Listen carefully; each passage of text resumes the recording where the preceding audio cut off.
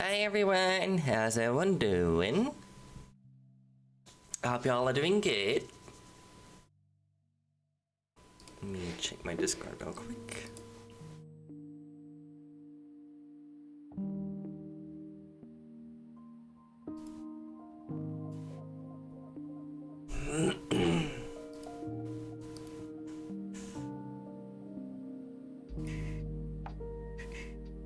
Hi Fig, how are you?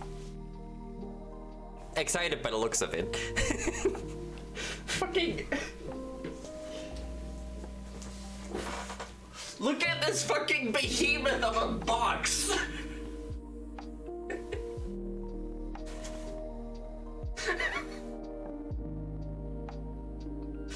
God damn it, Fig!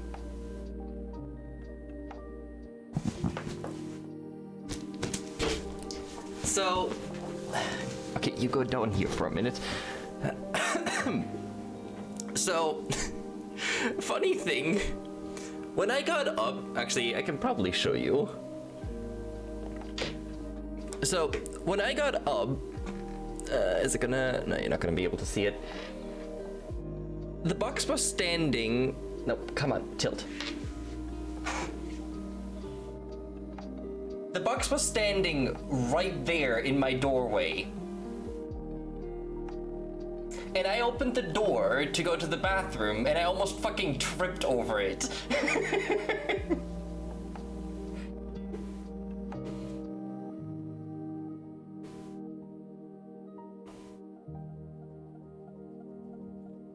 There we go. So yeah. Yeah, that plushie would have been, whew. That would have been quite a box. Also, just by reading the label, how much more stuff have you put in here?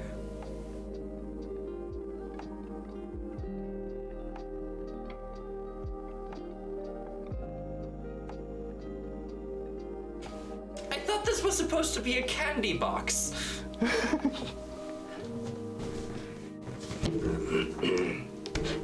Because the labels, where is it? There it is.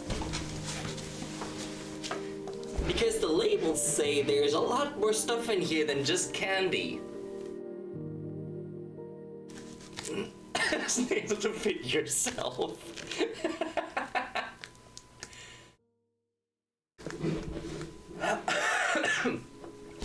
Yeah, it was the Christmas tree tin, and it turned into stuff apparently, huh? So, I have opened it. I haven't looked inside it. So I actually don't know what is in here. First of all, there's bubble wrap. Okay, let me actually, I need to put the box down because otherwise I'm not going to be able to do this. I can't even roll back far enough. That's kind of my headphones. Okay.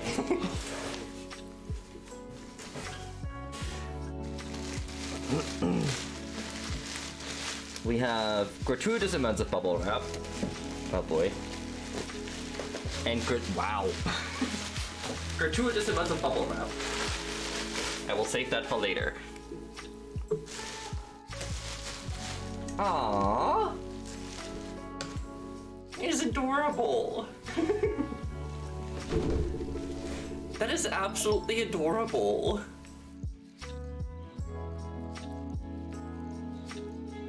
I love it. And they're so fluffy.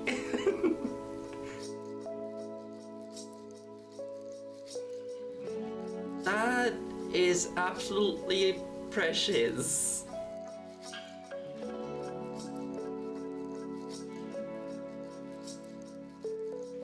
Even got a blanket there. Aww. Wait, does this blanket slide out?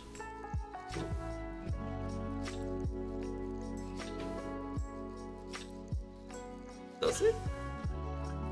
No, I don't think so.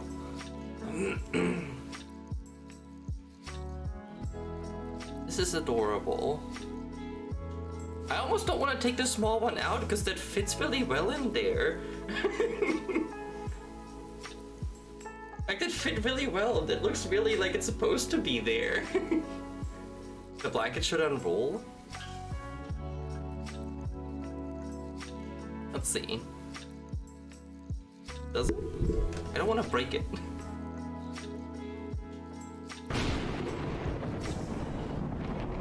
Hi, Patty. Because it seems to be sewn in.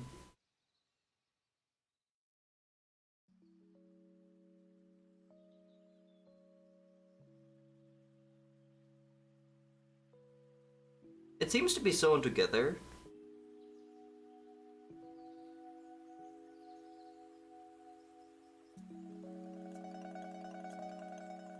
Oh no, those are plastic pins. Wait, does this mean these are also plastic pins? Oh, there's plastic pins here. Okay. Wait, 1 second. Yep, you're right. I just need to very carefully cut these pins. You're fine, Patty. I just started. I woke up really late. Careful I don't cut the wrong thing. Okay. Yes. There we go. Yeah, they are plastic pins.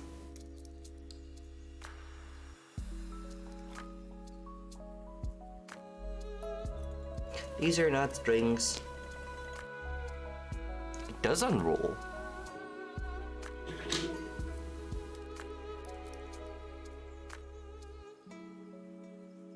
Because it comes apart. These are adorable.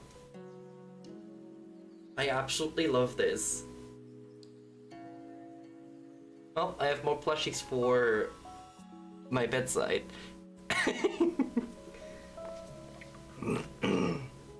I also love this. This is adorable.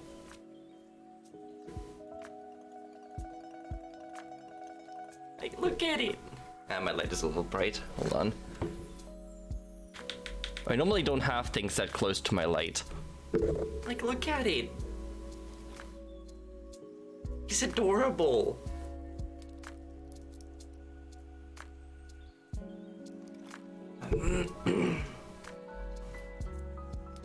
Alright, and this one also has pins in it. I felt those.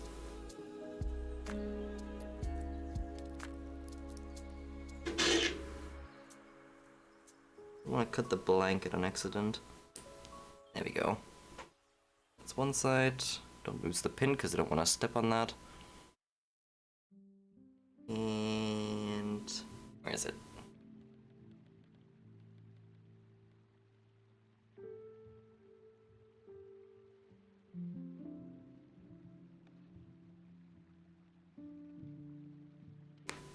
There it is.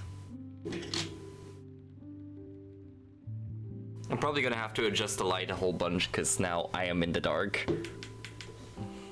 And my hair is a fucking mess. I really need to shower.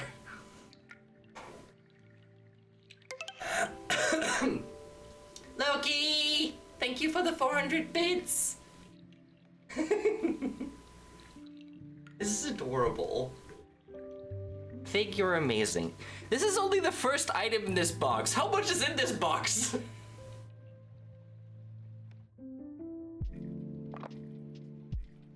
I like it. This is nice. Oh, this is also really flushy. Aww. This is really fluffy.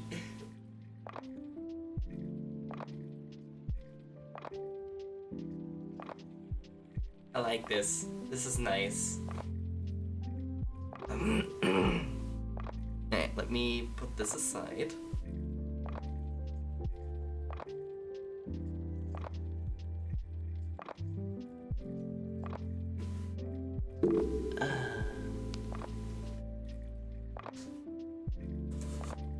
Think you spent enough sending these.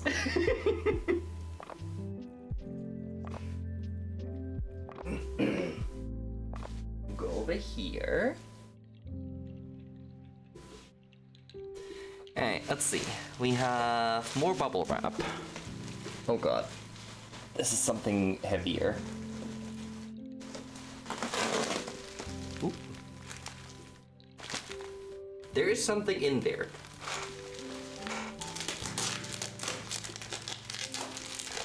I'm sorry if this sounds horrible. Actually, let me mute the mic for this.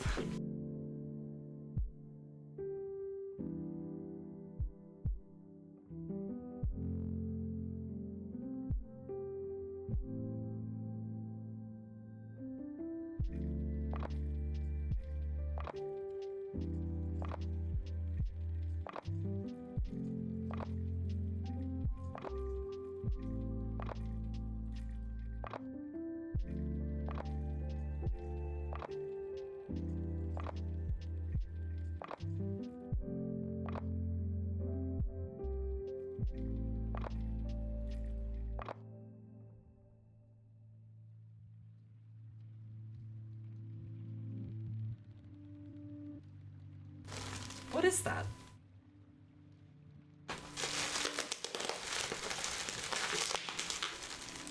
Can't get it out. It's a bottle of some kind, but I can't tell what it is.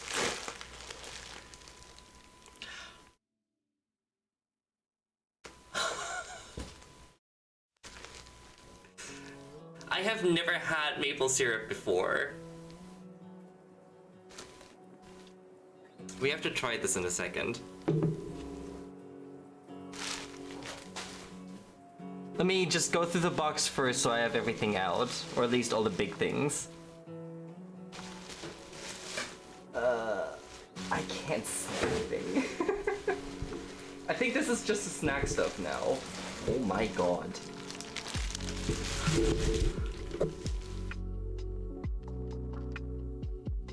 Oh.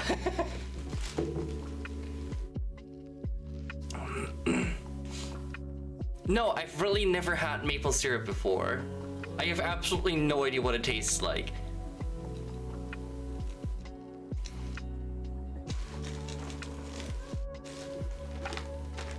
Oh, I'm so excited to dig into these.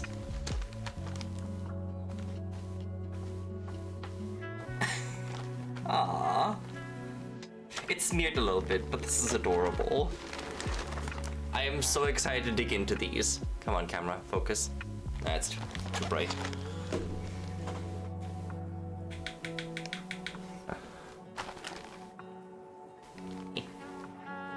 Come on, I know you can.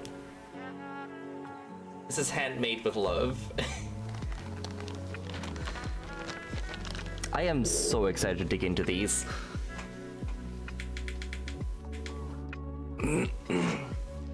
Anything else? Let me pull the phone forward so I can see. Nope, that appears to be it.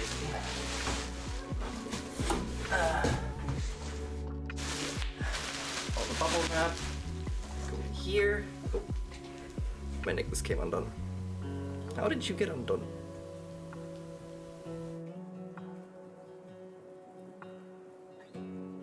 You're on a hook.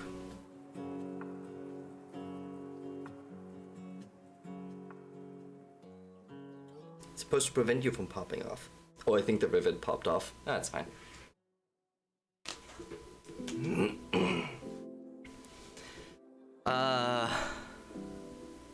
Where do we start? So, this is not going to be something I'm going to be able to try today. But we were talking about this being a very iconic American seasoning. And as far as I know, they don't sell it here because I don't think I've ever seen it. So I will have to try this at some point and I'll let you know how it is. Then we have this absolute massive bag of just candy. Just all sorts of different candy.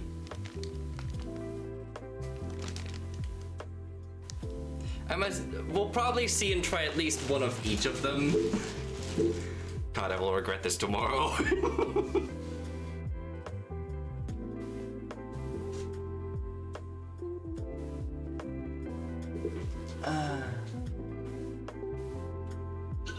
Alright, first of all, I'm actually... Wait, can I open this without cutting into it? I can.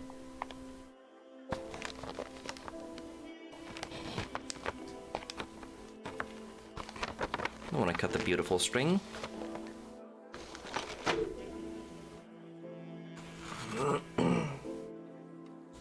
You go aside. Let's see. I believe these are all the Christmas stuffs. Yes. If a dentist was here, you would not live long. Yeah. Well, I've also not have been. I also haven't been to the dentist in like 5 years. 5, 6 years. I don't know. Well, I was just about to grab my cup of coffee, so I will hydrate.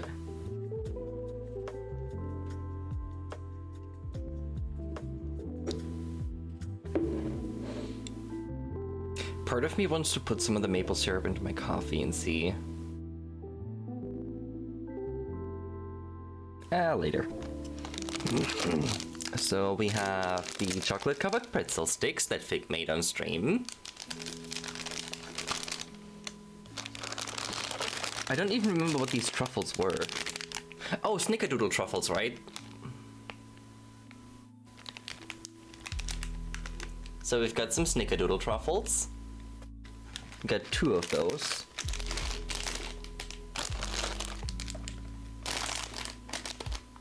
And I believe they were peanut butter cookies, right? If I'm not mistaken. So we also have 2 of those.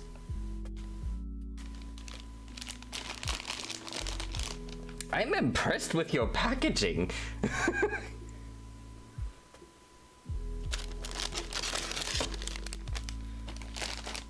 Like, this is store kind packaging. Alright, box goes aside. Okay, where do we start? I said let's do the Christmassy stuff first. Because I'm actually excited about these.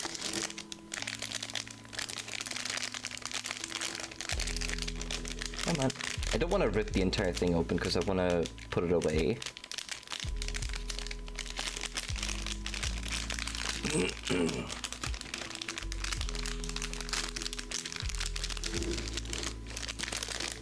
Fair. Hey, let's see.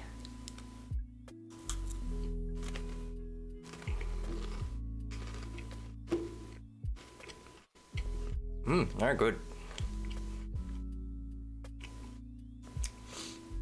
I have to say, where's the chocolate? I know you sent me chocolate. Where's the chocolate?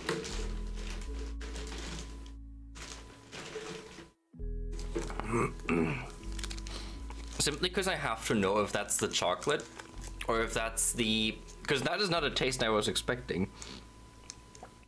It's good, but it definitely threw me off for a second.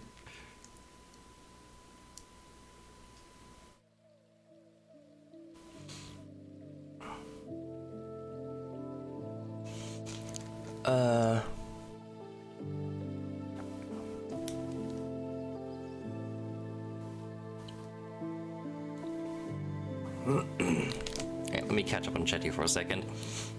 Just having the dumb, unable to find that makes you want to spark up the joy that you have some cheesecake. I'm allergic to cheesecake. Not that I recall, no. I was just saying, it's either the pretzel sticks or it's the chocolate itself that's throwing me for a loop.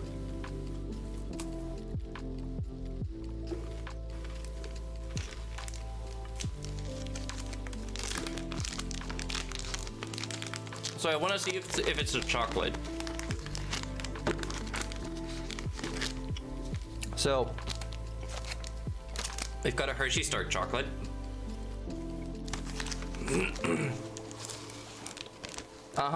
That's why I'm trying to figure out if it's a chocolate that's throwing me off. I don't eat too much of it because I will regret it tomorrow.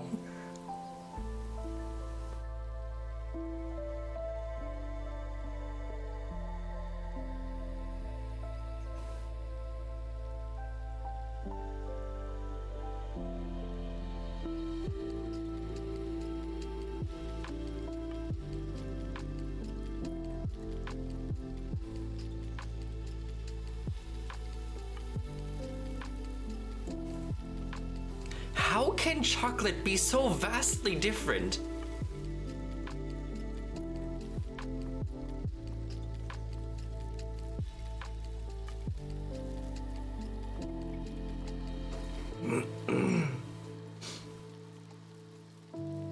It's got like that dark chocolate aftertaste, but it doesn't taste like chocolate. I am so confused. How is that possible?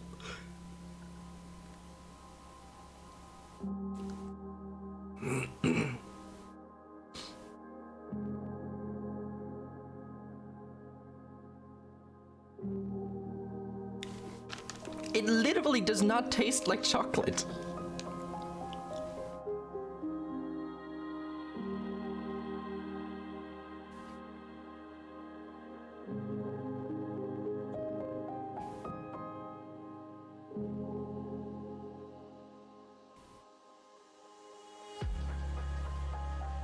I'm trying to figure out a way to compare this,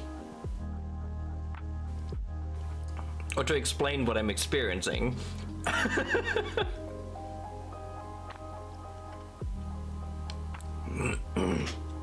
It's like you have this very faint hint of chocolate flavor. Really? It's like you have this very faint hint of chocolate flavor in the beginning, but then it's just sweet. It's not even sugar sweet, it's just sweet. And then that fades, and then the dark chocolate comes in.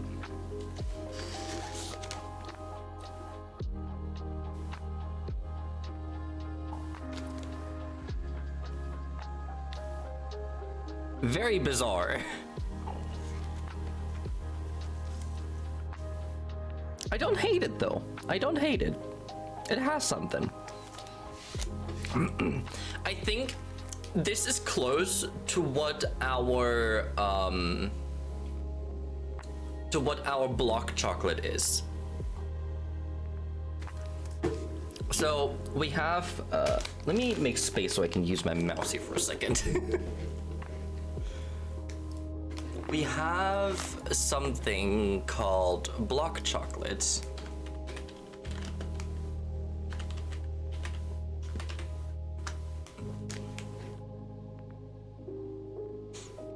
If I can find a picture of it.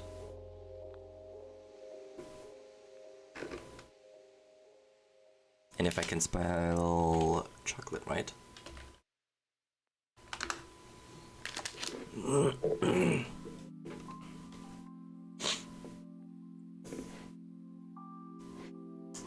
Here.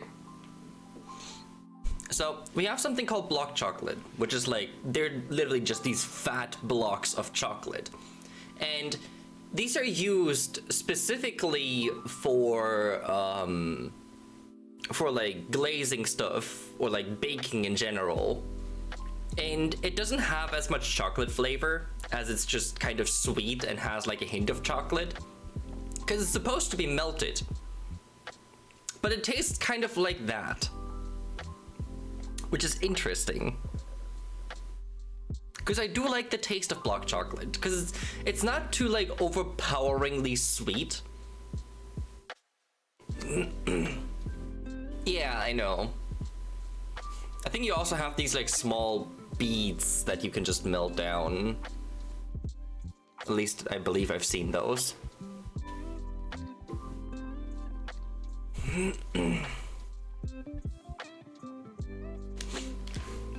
But yeah, interesting. Well, I'm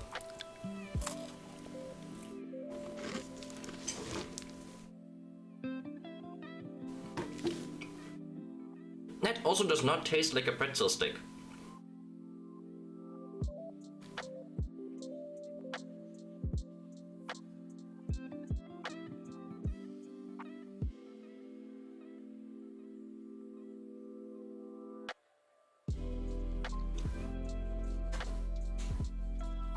Not that I've seen.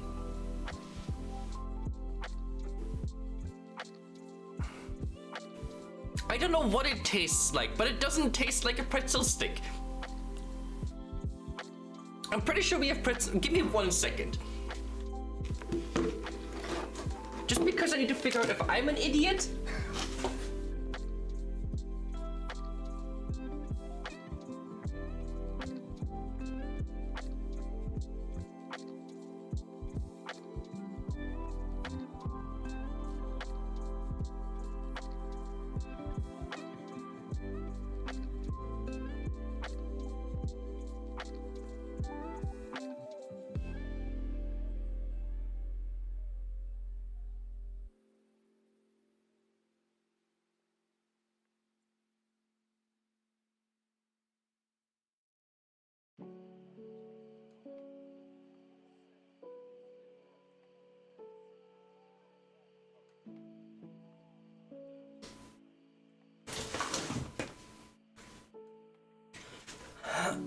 Okay.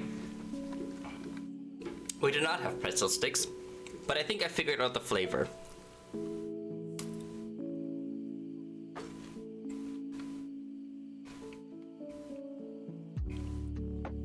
It's bread.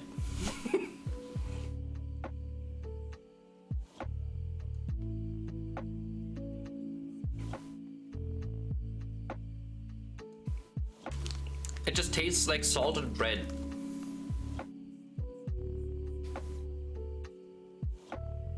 It doesn't taste like a pretzel. And I don't know if that's just me.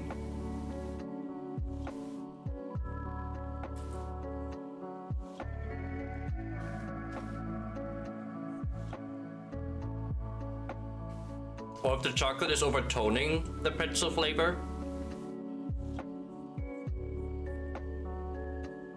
But all I'm tasting is bread. I like it though. They're nice. They're definitely a good snack.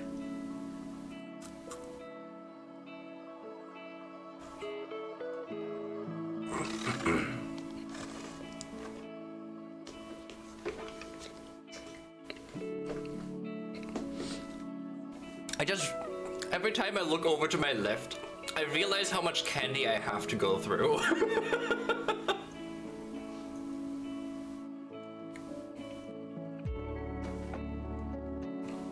But these are very delicious.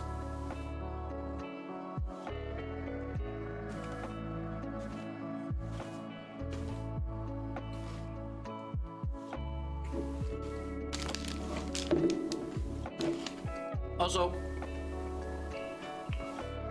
I want you to know, even once this bottle is empty, I'm keeping this because this bottle is absolutely beautiful.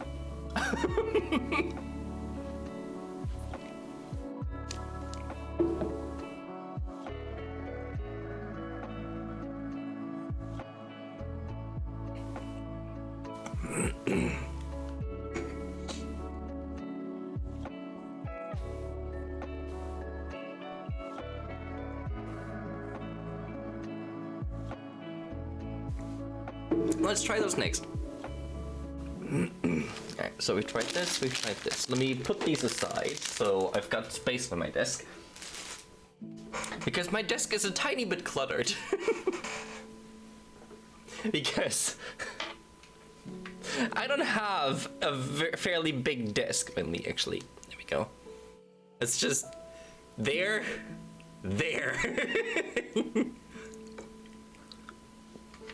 My desk is not that big.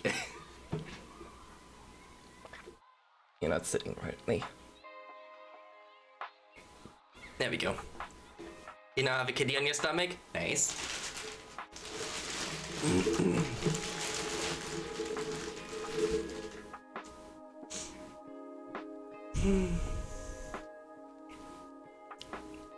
Had to lie what's in the box just so you would get it.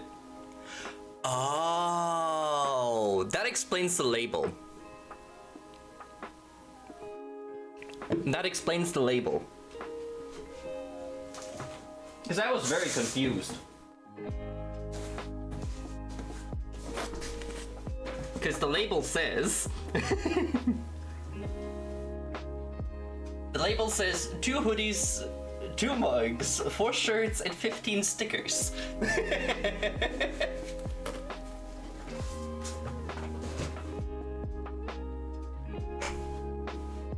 That makes a lot of sense. When I looked at the label, I was like, what the fake? What all did you send? Also, why the fuck do I have 15 pigs?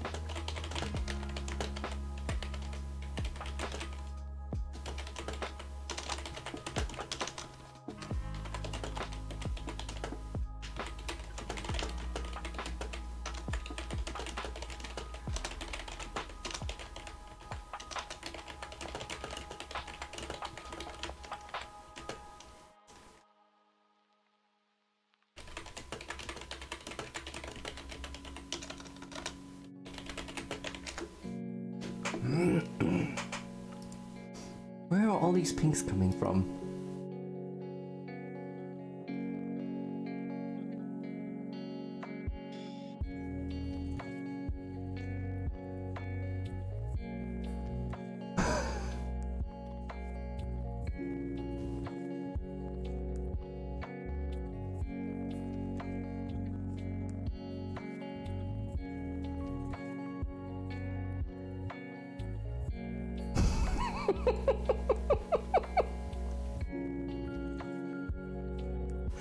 Oh boy.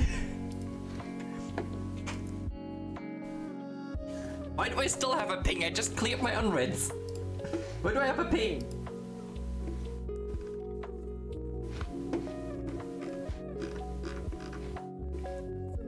Oh. Nice. Okay, back to unboxing. So, just because they're smaller, let's try the truffles first. I'm actually impressed that they did not get smushed.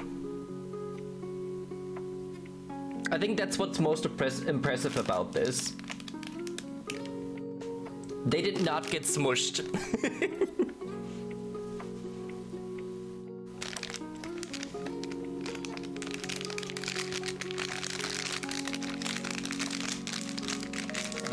Get this open. Let's see, what should we try? I'm not really a fan of white chocolate, so... well, that's okay. These are a lot bigger than I thought. They looked a lot smaller, and I don't want to get chocolate all over my hands. It's not white chocolate? Is it not? Wait, what is it then? Oh, it's vanilla. Well, isn't white chocolate vanilla chocolate? Or am I an idiot? But yeah, these are also very pretty. Like with their sparkles and all.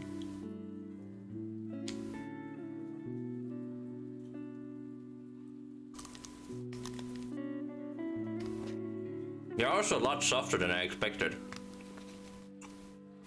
Mmm.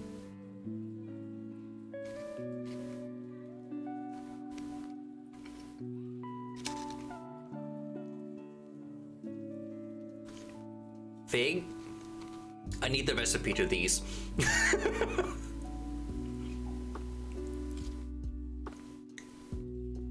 These are delicious.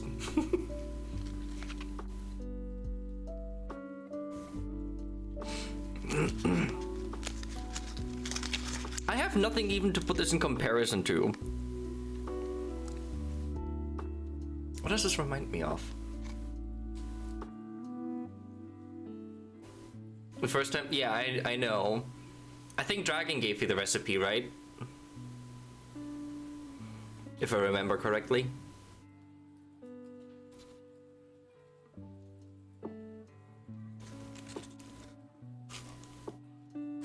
No?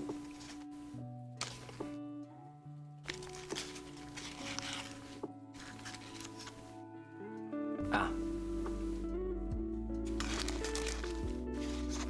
Dragon was saying something about it though, or am I an idiot?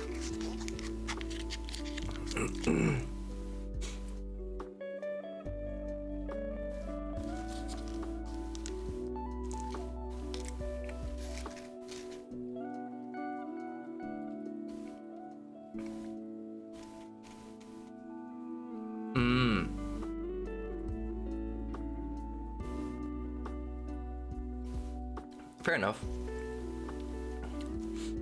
I thought to recall when you were streaming making these, the Dragon had said something about the truffles.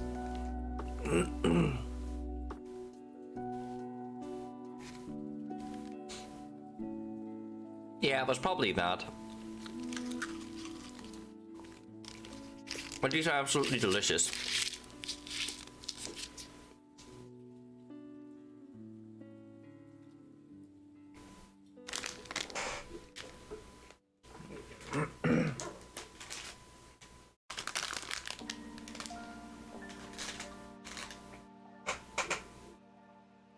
They are absolutely delicious. Yes, please.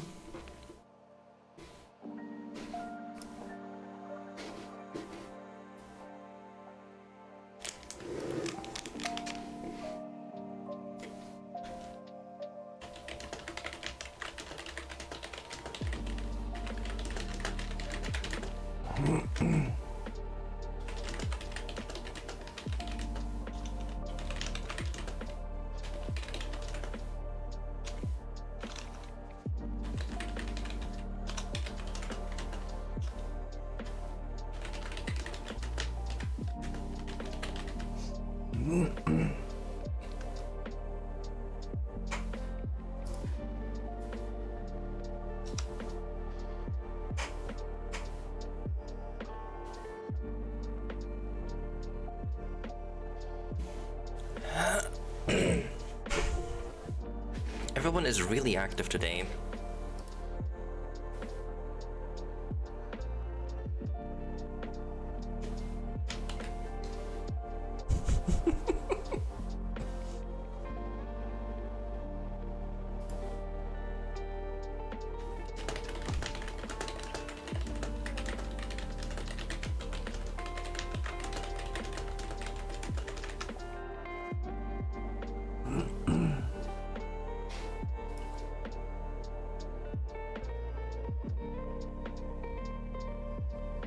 Alright, next, cookies. I'm actually also really excited about these. I've had peanut butter before, but I've never had peanut butter cookies.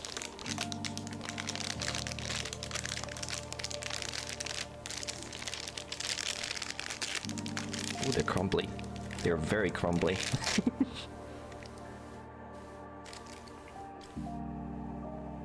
Hi, Felix. Ooh, these are great. It's like I love peanut butter. I love peanuts.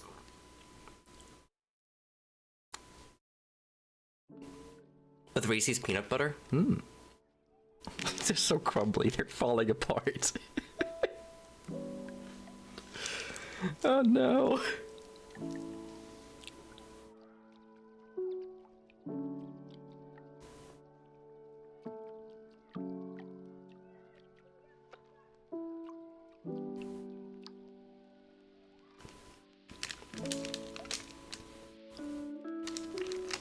I love it. They're fantastic.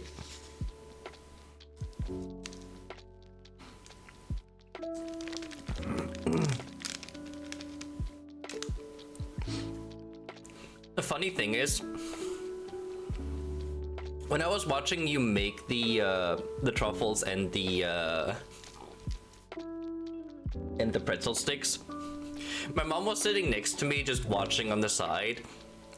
Just kind of sitting there. I would kind of love, or just saying, I would kind of know what she's doing, because you were just running back and forth and just staring at the camera and not really saying anything.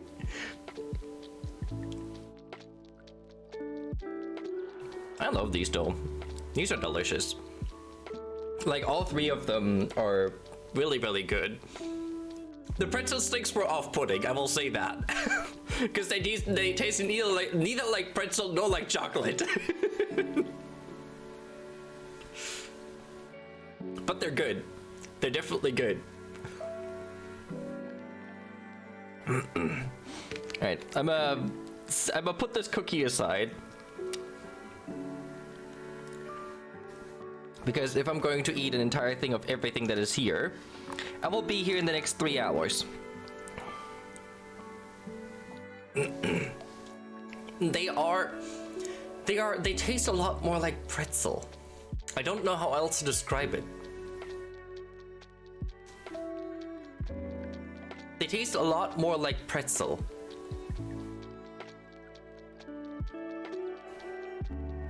Like, it's a very distinct flavor.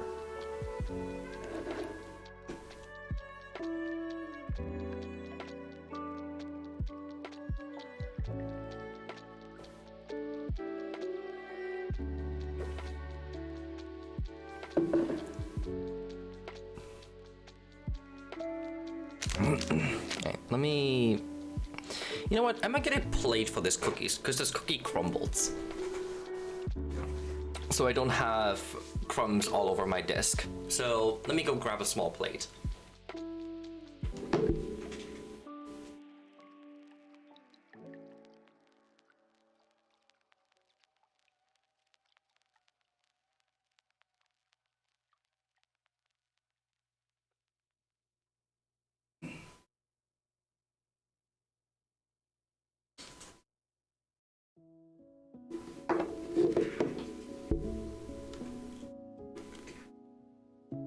Alright. It really depends on the kind of pretzel too. Because it's like, actually, let me show you. There's so many crumbs anywhere. Oh no.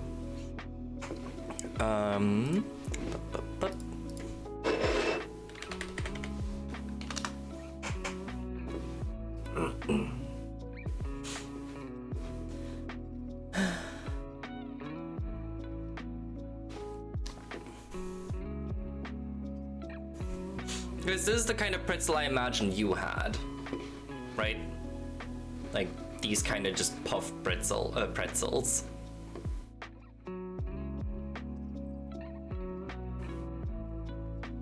Yeah, so they are a lot more bready than what pretzel sticks are. Actually, this is a good example, because like these are our like small snack pretzels, and these are pretzel sticks.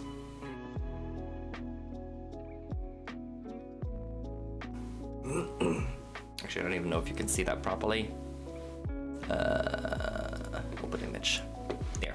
So these are more like pretzel sticks, at least for what I'm familiar with, compared to like regular pretzel. And they have a snap to them, but they're also a lot more salty because like they have flecks of salt on them usually. I think these are sesame seeds on these. But they have a very distinctive flavor that is hard to describe.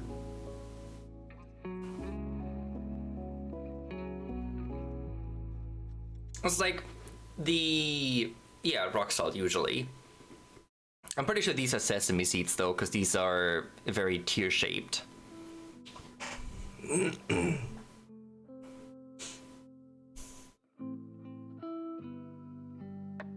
Yeah, the rods and then sticks. So like the big rods that you sent me and these like thinner sticks usually have the same kind of taste, at least here. It's like these and these basically taste like this crust. But like only like this crust. And you don't really get any of the bread's like flavor.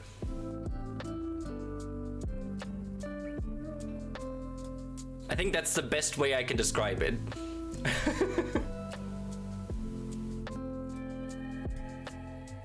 They're usually very salty and very dry. Like, dry to the point they suck the moisture out of your mouth. My camera seems off. Because it is.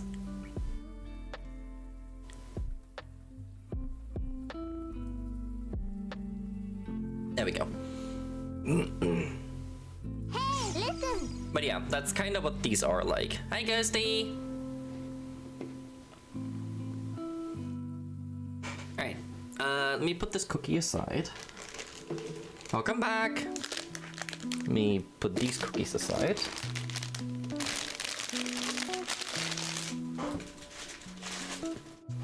I'm gonna have to have my mom try some of these tomorrow when she's back.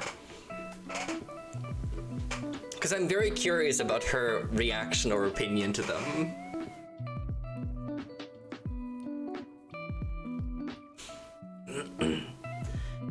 Okay, now, do we try the maple syrup first?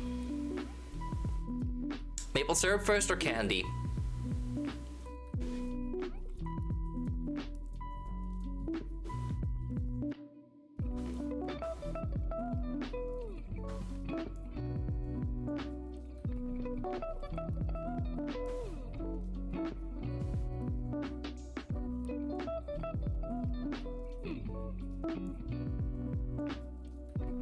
Actually, what I can also do,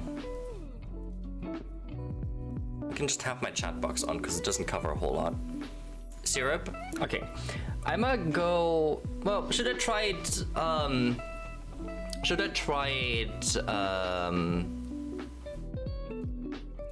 I just try it pure first, or should I try it in the coffee?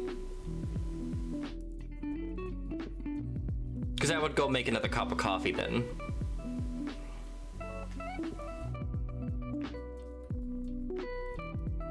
I'm actually kind of curious how it smells. Pure? All right.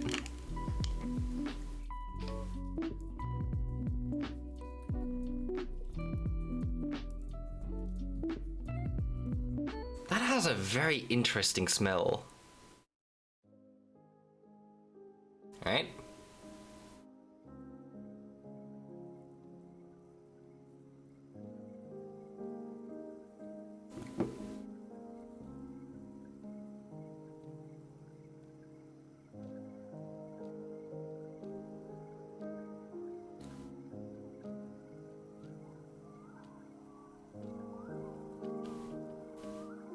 That is a fascinating flavor.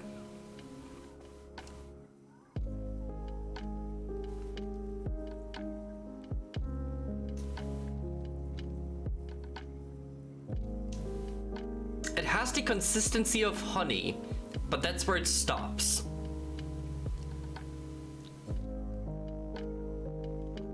I honestly don't know how to describe it. It's like,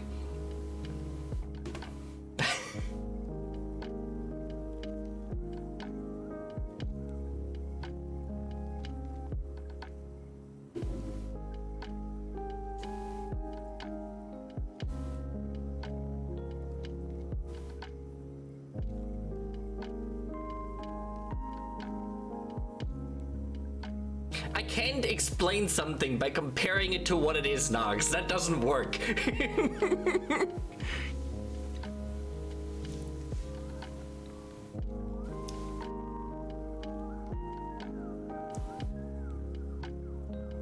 Like, it has the consistency of like runny honey,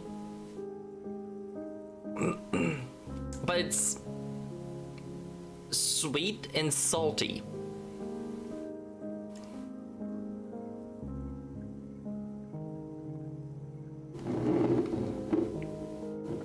Yeah, but every flavor has like a base component to it.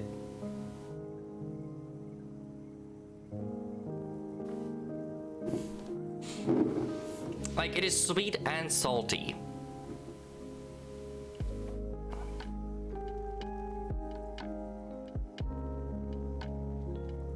I actually really, really like this.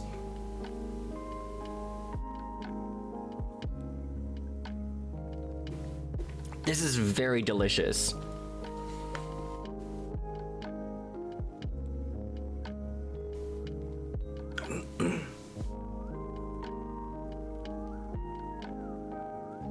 I actually would not say that it's sweeter than honey.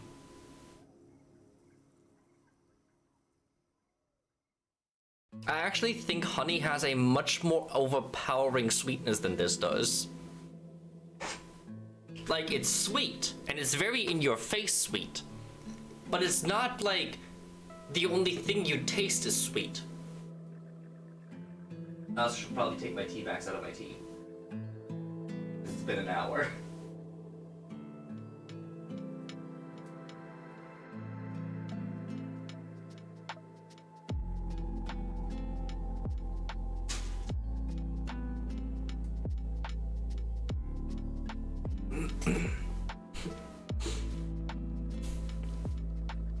You fell and hurt your shoulder?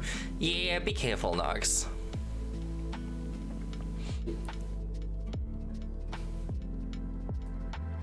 But yeah, I really like it. It's not overpoweringly sweet. I should probably also just try some of this Old Bay by itself.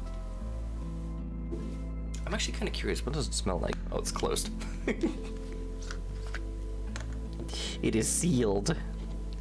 I'm not gonna try it right now. I just want to give it a smell. Because I don't want to taste this before I make more coffee. And then have more sweet.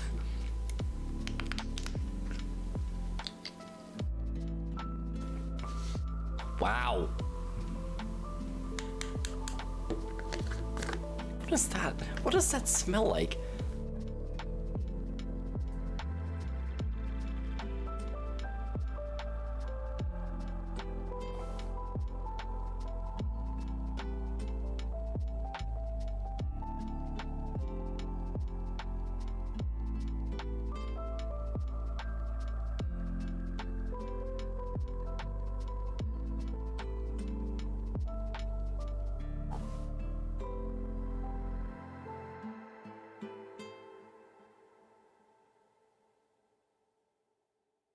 There's paprika in here. I smell the paprika.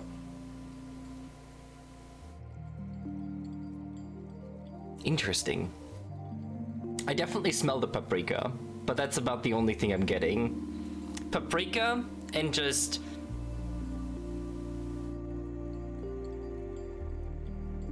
maybe the celery.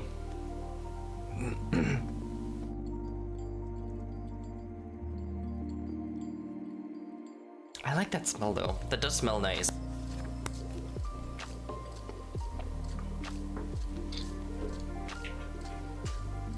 Alright, let me make another cup of coffee. Use either salt and pepper or Old Bay. Fair. Eat some paracetamol and food. Sounds good. You take care of yourself, Nox. Okay. I can definitely feel the sugar. I think this is the most sugar I've had all month. Like the past 2 months combined.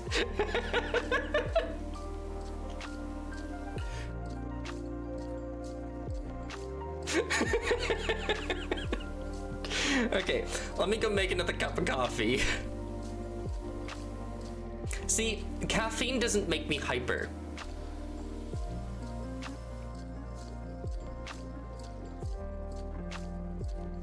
Caffeine usually makes me tired.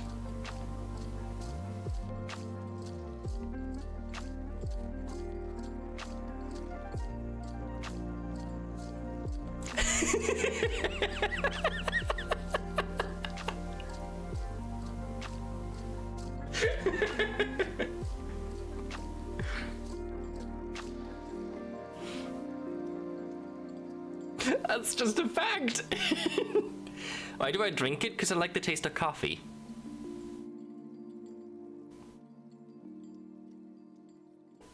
It's for the same reason I drink alcohol, because I like the taste.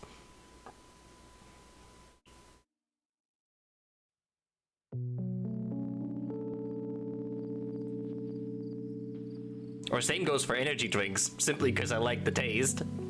I don't drink any energy drink or coffee for the caffeine.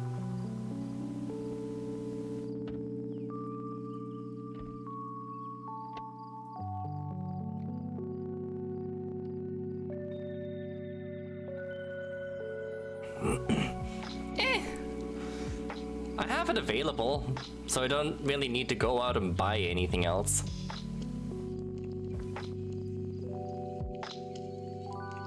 So, Plus it's a drink I can just make in the morning.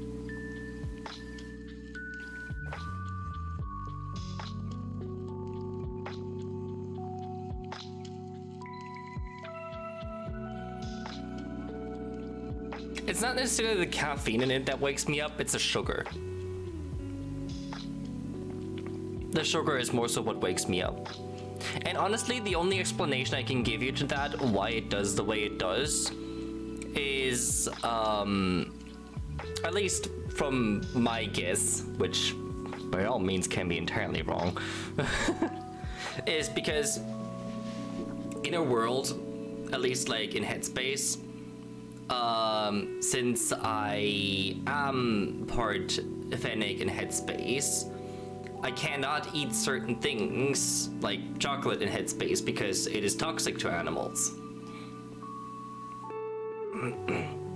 So I assume that because I am the one at front drinking coffee, the body reacts differently to it because I am the one at front. I am almost fairly certain that if Trix was to make coffee, if Trix would like coffee, if Trix was to make coffee, it would probably affect the body differently.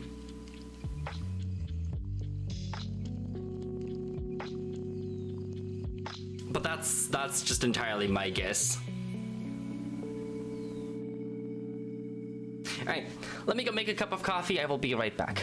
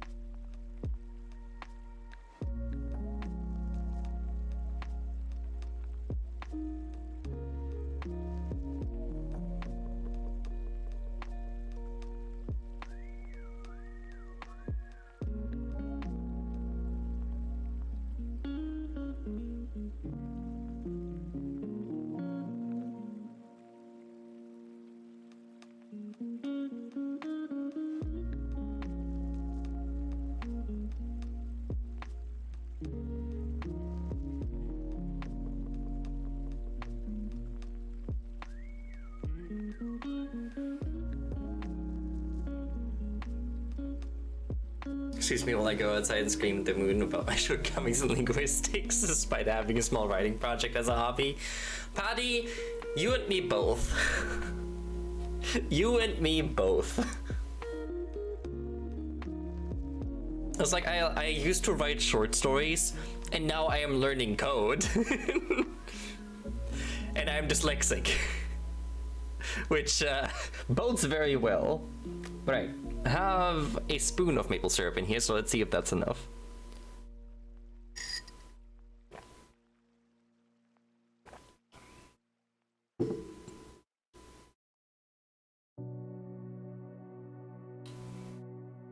I don't really taste it.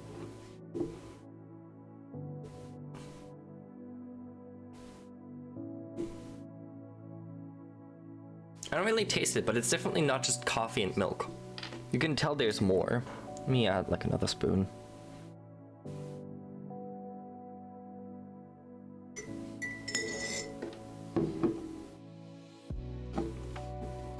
Found some food and painkillers? Good. Good, good, good.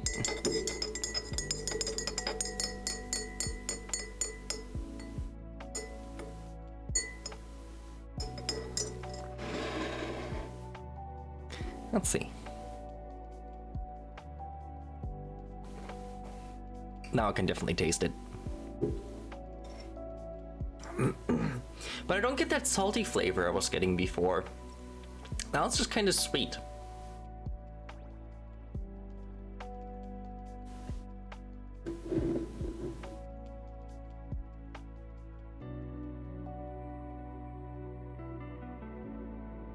I like it though. I definitely like it.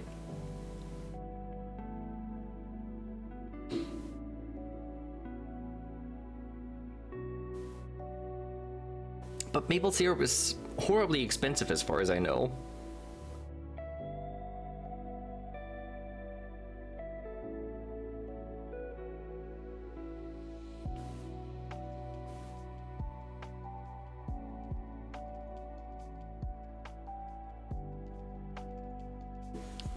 It's nice. I like it.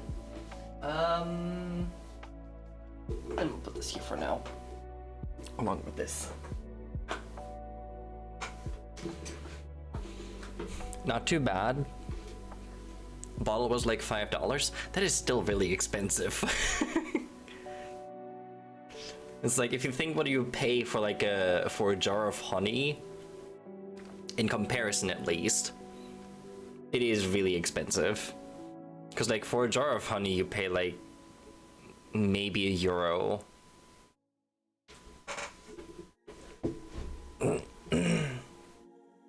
So it's like 5 times less for about the same amount. But I like it. I definitely like the different flavor. Like a jar. Maybe like this. I probably even have one.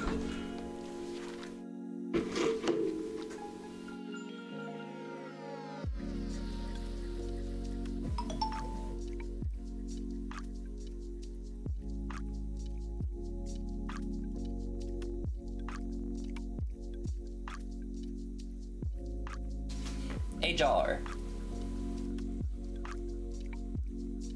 is like 500 milliliters of honey, which about comes out to the same price.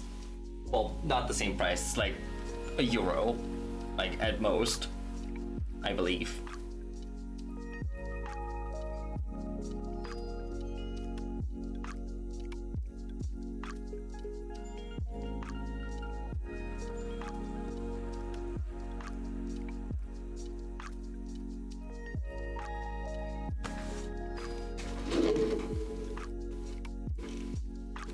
What I just noticed when I was holding it though, the honey is a lot more viscous than the maple syrup. The maple syrup is a lot more liquidy.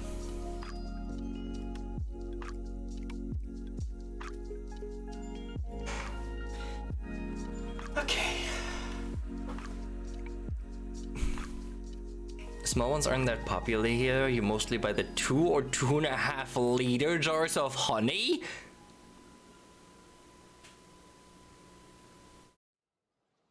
Two to 2.5 liters.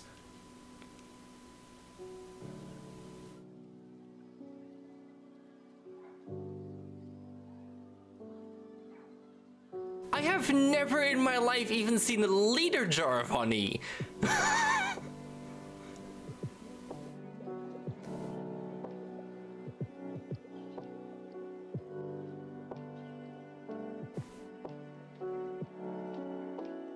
Like, the most I've seen is like 750 mils.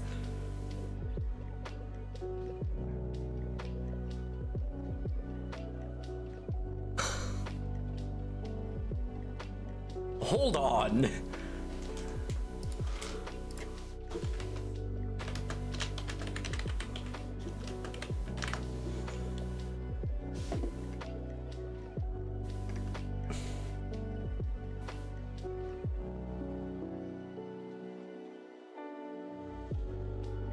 Yeah, please, Patty, take a picture, because Google is not helping.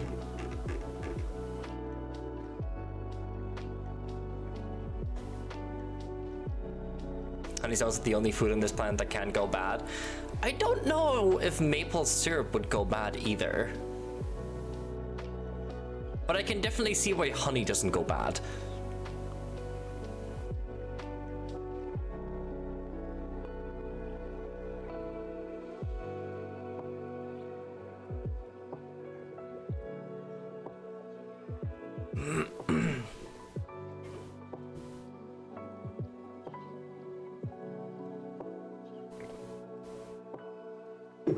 I definitely like this in the coffee though. This is nice.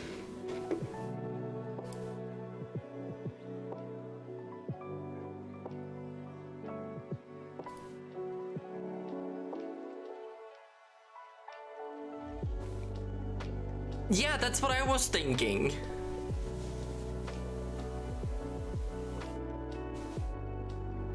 You just buy it from random beekeepers and farmers? Fair. I guess for you, it gets a bad taste over time. Really? Oh, I didn't know that. Alright. But yeah, I guess it's more to the point of that you usually don't go out to just buy directly from the source here. Especially because I live in a big city. So, I guess that makes sense. Okay. Now for this. I don't even know where to start. So let's just grab in and grab something.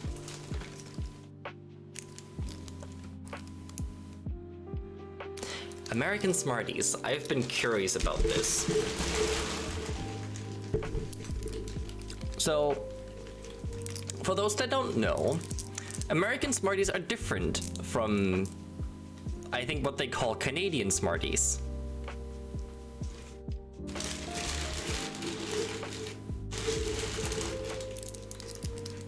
Because at least the Smarties that most people know, at least around Europe, are gonna be chocolate. These are not chocolate. And I am very intrigued.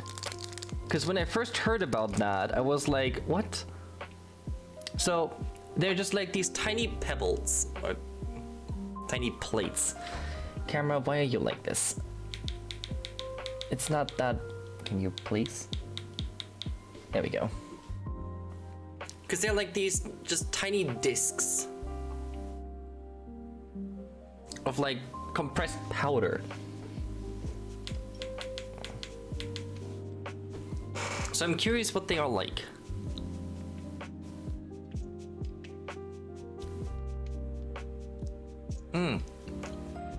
You know what these remind me of?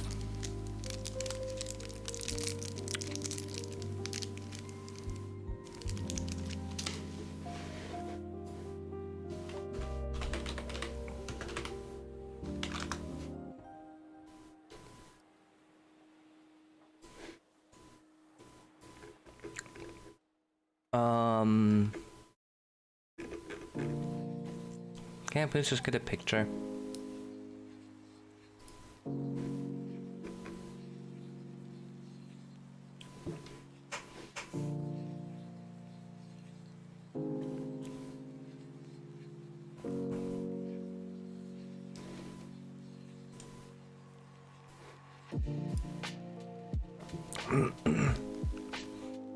This is kind of what these remind me of.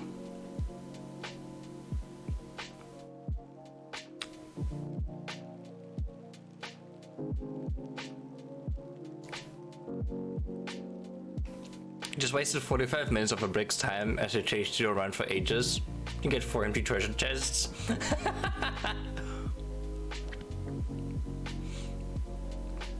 Even managed to lower your grade 5 emissary flag in the heat of fight, so they didn't even get that. Nice. But yeah, these kind of remind me of those. They're not as fizzy. And they're not as, like, flavorful. But at least in, like, texture, they very much remind me of those. I don't hate them, though.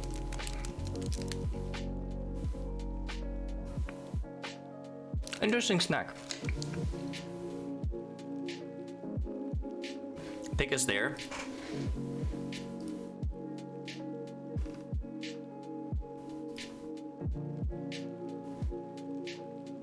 Wow.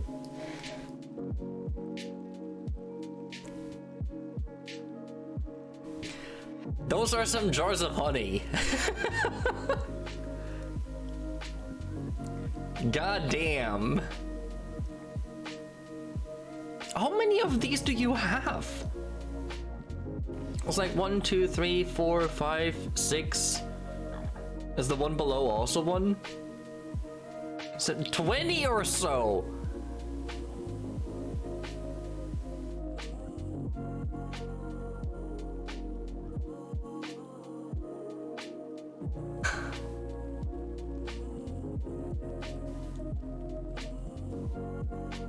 Goddamn body! Yeah, it can go bad.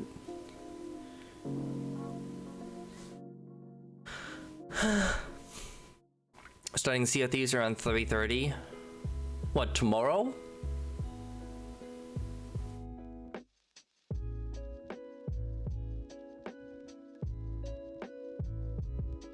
Okay. Sounds like a plan. I don't really have plans for tomorrow, so I'm down to. That's when Claire starts her stream? Ah.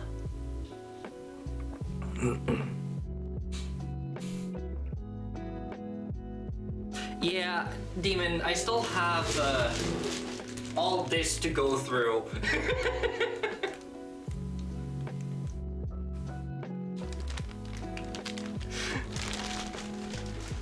This is so much candy.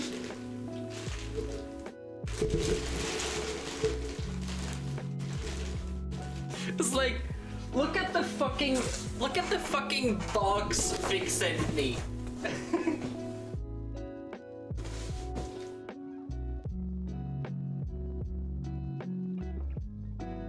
Like, look at this fucking box Fig sent me.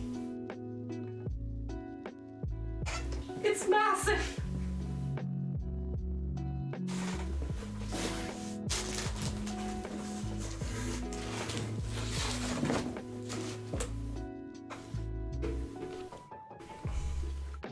Not sure what time Fig is going to join because they're ignoring your DMs. Well, I think Fig is busy.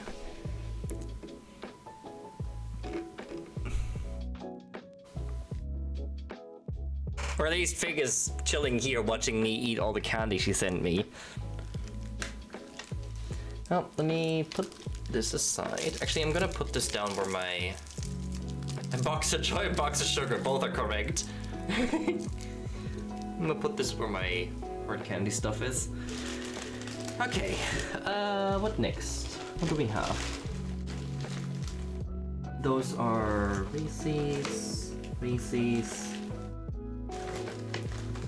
more Reese's. Oh, we got some Sour Patch Kids. Spree. What are these?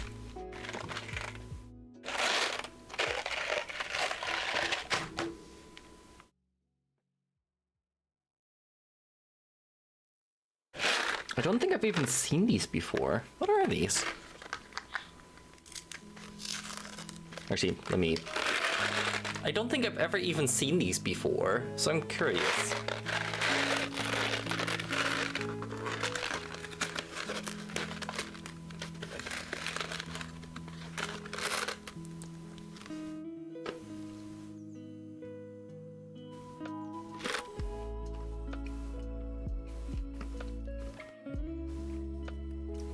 Ooh.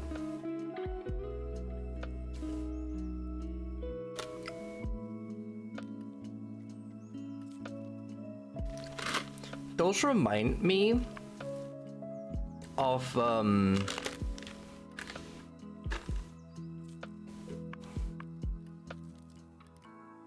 what's it called? Those remind me of these like these like hard candy necklaces you can buy at carnivals and whatnot. Or like the armbands. That's what these remind me of. They taste exactly like that. I like it, because I like the fruity flavor. It's very pronounced. These are definitely good.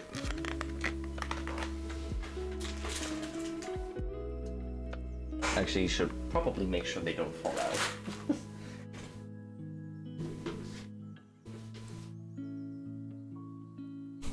Yeah, I figured you were just busy. I kind of want to save the Reese's for last.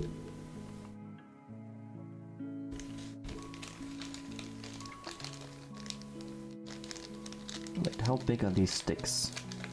This is just 2 long sticks. No, it's 4. Oh, yeah, 4 sticks. Well, let's not open these, because that's a lot. These ones...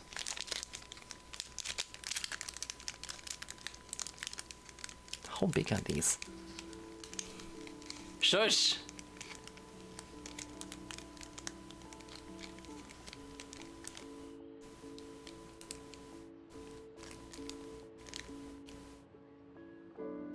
Those pastel necklaces, you bit off half the sweet and sent the other half as a subsonic projectile.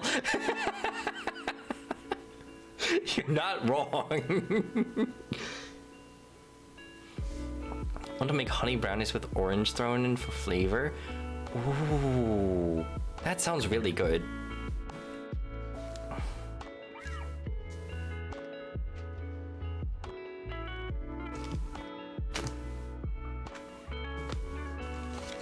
How big are these? Okay, these are fairly small. So let's just try the peanut butter cups.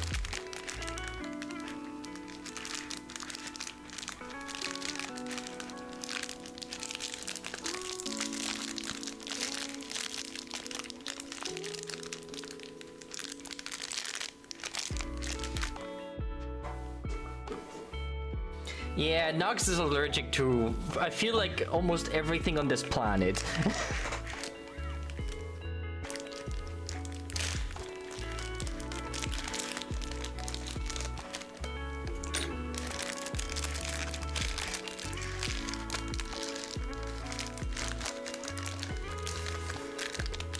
I've never had Reese's. So, let's see.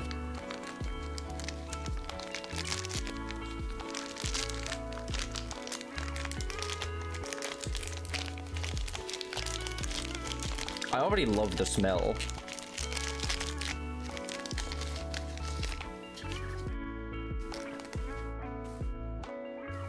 So we've got a Reese's peanut butter cup.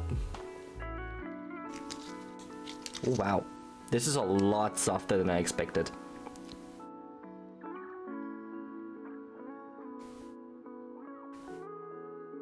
Mmm.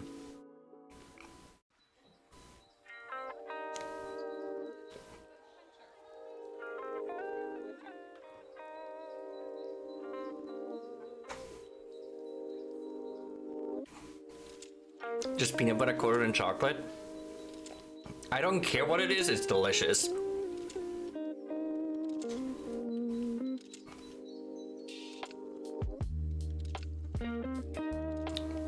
very fragile though.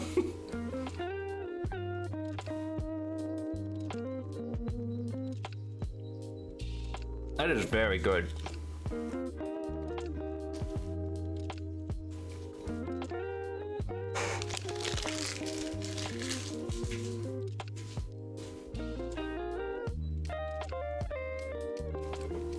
Some Twinkies?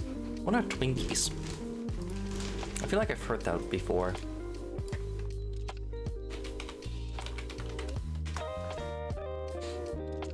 Oh yeah, the soft cakes. I don't think I've had Twinkies particularly before, but we have something similar.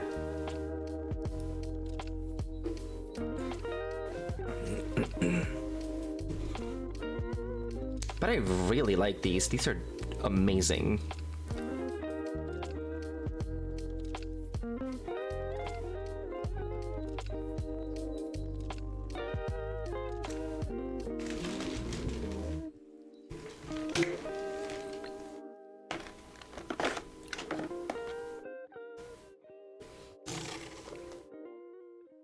Twinkies can survive a nuclear war?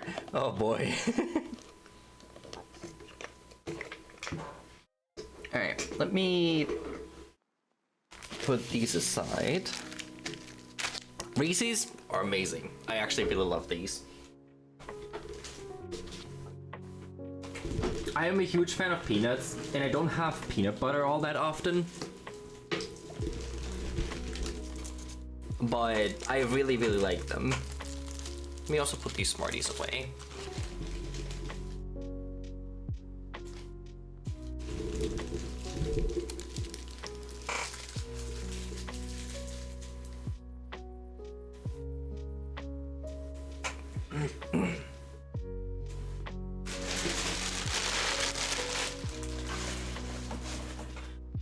Okay. Oh, this is so much chocolate. I'm not complaining, I love it, but oof. The original flavor of Twinkies were banana. Well then. Yeah, I don't think we have Twinkies specifically here, but we have also a type of like sponge cake snack. Yeah, I'll be fine. Don't worry about it. I'm pretty sure I've eaten more candy in a day than this.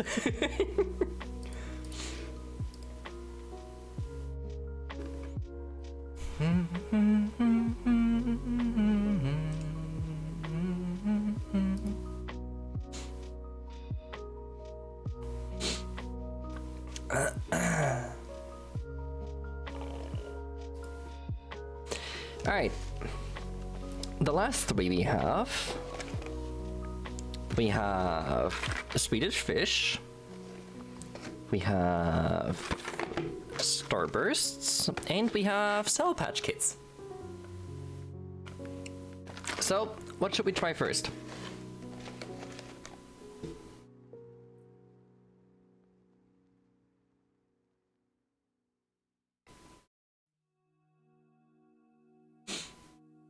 So, something got your interest? They're just marked down for Super Bowl? Oh. Yeah, Sour Patch Kids.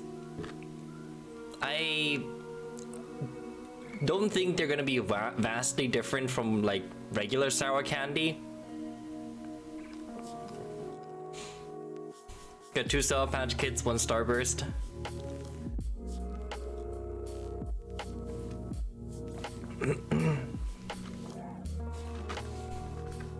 I don't think these are going to be vastly different from regular sour candy.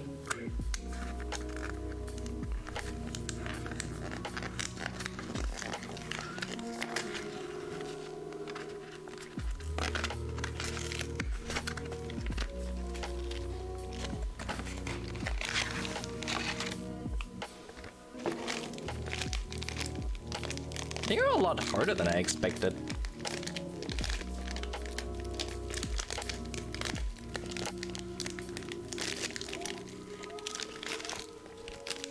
So these are like these tiny melons.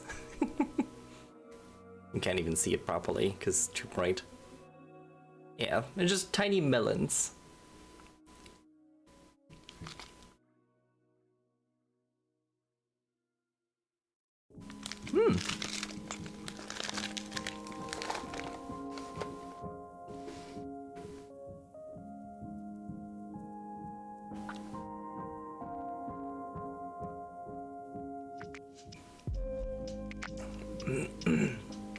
They are like...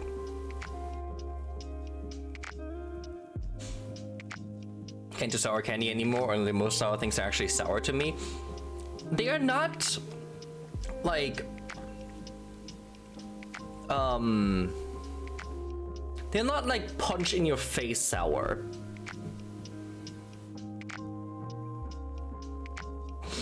Like, you can tell they have like a tingle to them.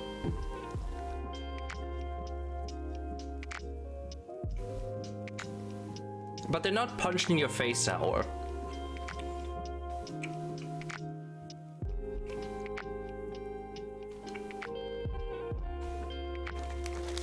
I mean, lemons are delicious. So hey, there's nothing wrong with that.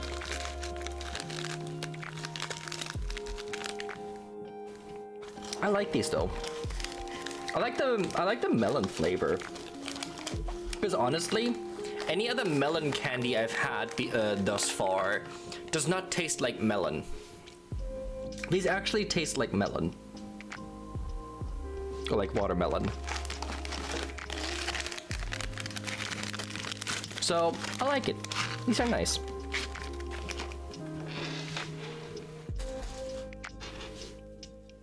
But yeah, they're not all that sour. I expected them to be a lot more sour. Then, burgers with peach and some whipped cream. Ooh. Give me anything peach and I will literally swim in it. Peach is absolutely amazing.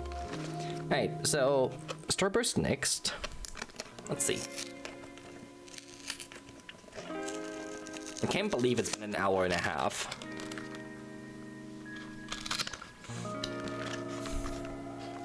I mean, we have, what are they called?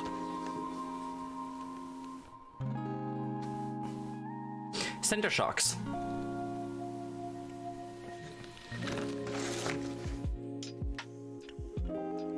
I don't know if you have them there, but me and my brother would used to...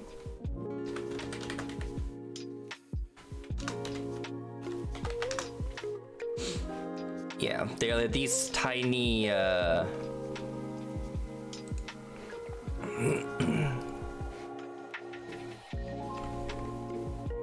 Yeah, this is a bad picture.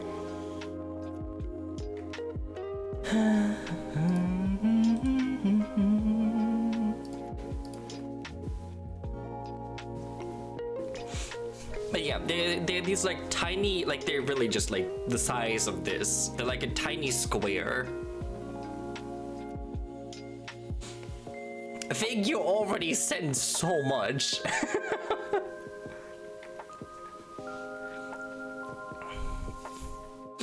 Yeah, these have a similar warning. Like, they're sweet to the point that if you eat too many of these, they can burn your tongue.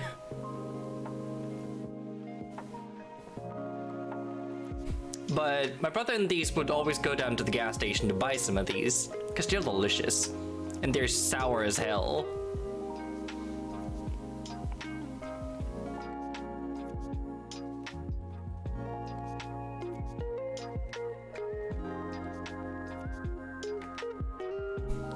You could have fit a lot more in there, but at the same time, you already fit a lot in there.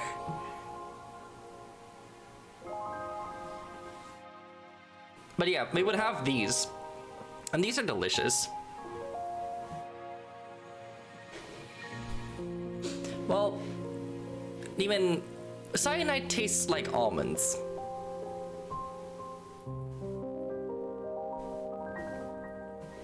Cyanide tastes like bitter almonds.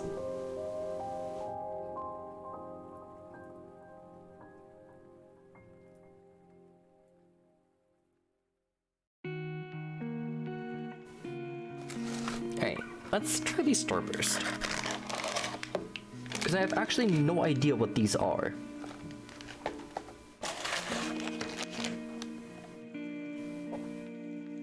So this has cherry, orange, strawberry, and lemon.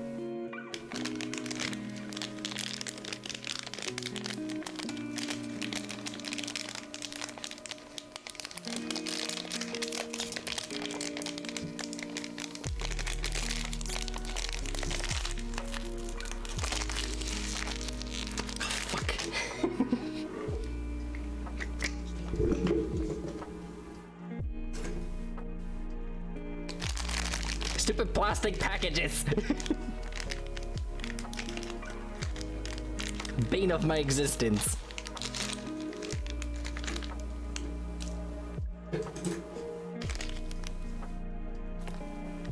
Wow. I don't know what that smell is, but wow.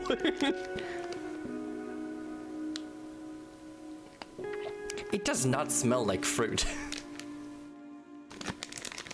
Let's see, what do we take? I want orange.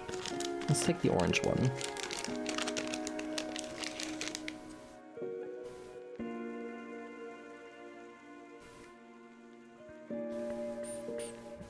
Who the fuck packaged these? The fucking... It was like, they're pressed into the like vapor. There's nothing sticking up. They're literally just pressed into it.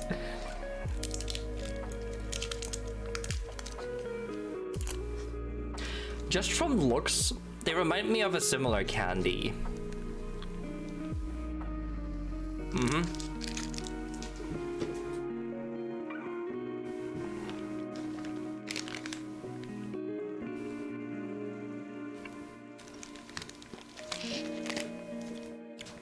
If you have something very similar here.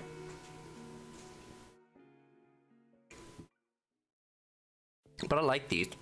I like this kind of candy. They're good.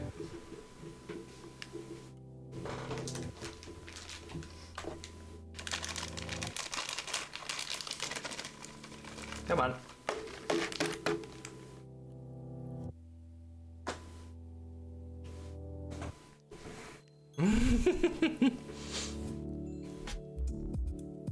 But yeah, I really like that kind of candy. This is like that soft toffee like consistency, but fruity. It's perfect.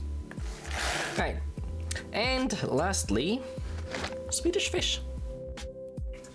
Which I imagine these to be like wine gummy. So let's see if I'm right.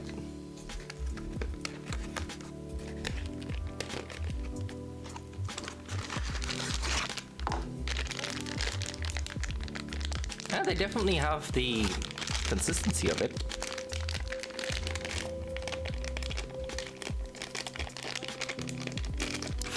I fucking hate plastic packaging. Especially when it's like, yeah, tear here. Yeah, your fucking tear light doesn't work.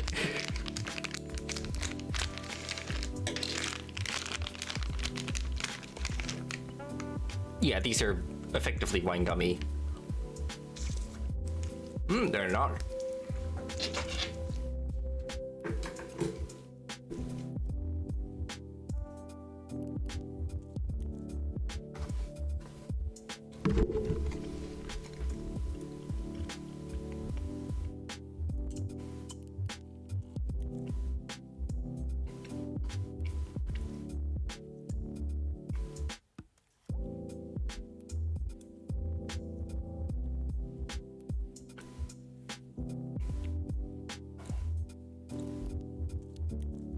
Huh.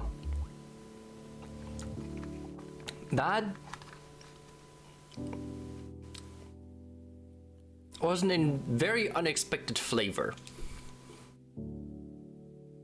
And consistency. They were a lot softer than I expected. Which is, I'm seeing that trend.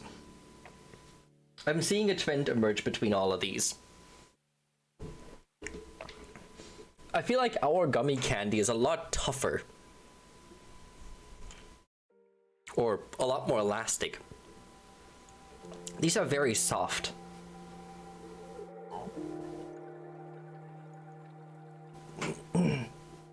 I think also what I'm noticing is most of the candy is just, at least what I can tell so far is most of the candy is soft and just very sugary without a lot of like flavor, with the exception of the Sour Patch Kids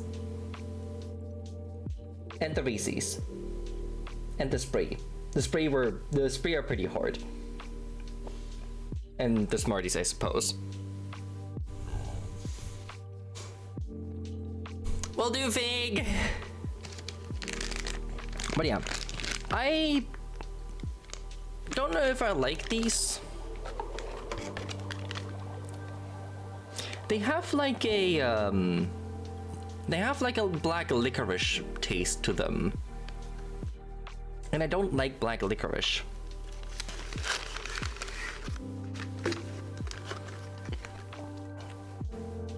Like they don't taste like black licorice, but similar.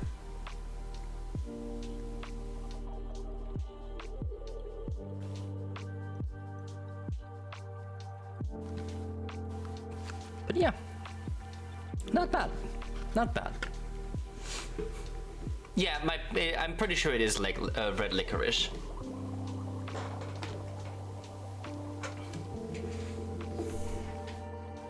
But I usually, well, actually, I do like red licorice when it has like some, like, we have like strawberry flavored red licorice, or like sour red licorice, like have a sour coating. So it might just be that I don't like licorice, which is bland licorice. But yeah, all in all, I like it. I think if I have to say, I don't want to say the chocolate is bad, but at the same time, the chocolate is not good. So I can definitely see why people are like, oh yeah, German chocolate is so much better. Yeah, I can agree. It just doesn't taste like chocolate. It just doesn't. The maple syrup is amazing. I have never had anything with that flavor profile before, and I really, really like it. And it goes well in the coffee.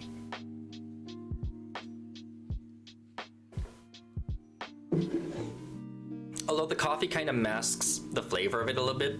But I like this, the sweet and like salty aftertaste it has. It gives like a salted caramel taste to the coffee, which is nice.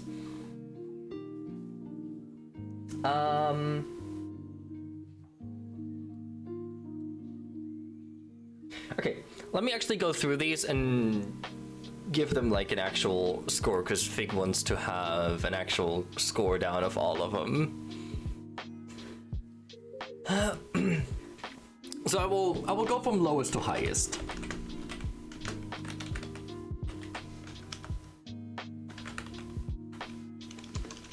I would not put the chocolate lowest, I don't think. I think actually what I'm going to put lowest are the Smarties, because they're just bland.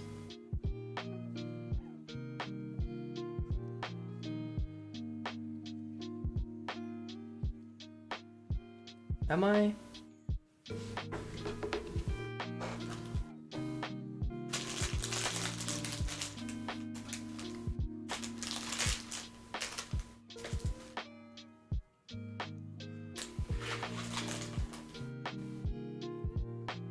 Yeah, I'm a rank the Smarties lowest, because I don't really, they're bland. I think that's the main issue I have with them. They're just very, very bland. Let me actually, I have them right here.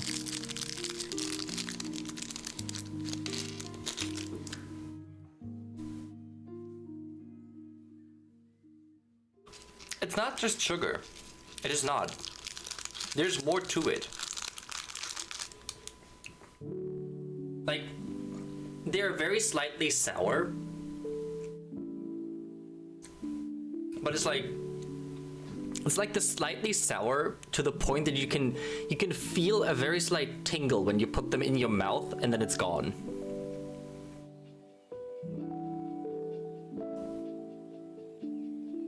And like, unless you let it linger for a second, you're not feeling it.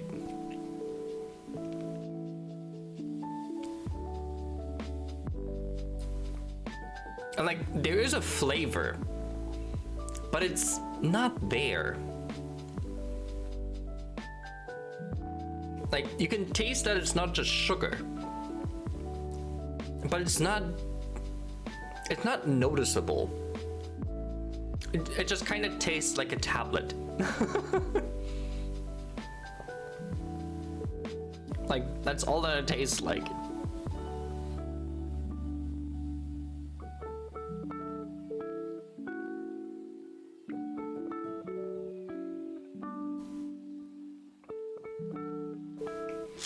So, I don't know.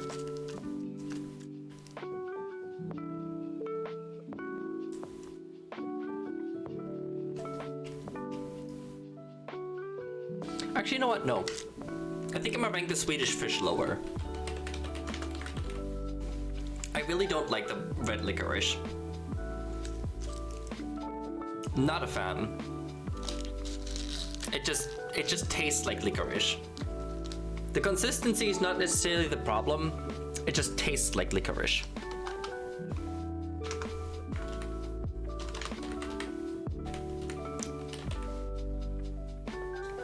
I think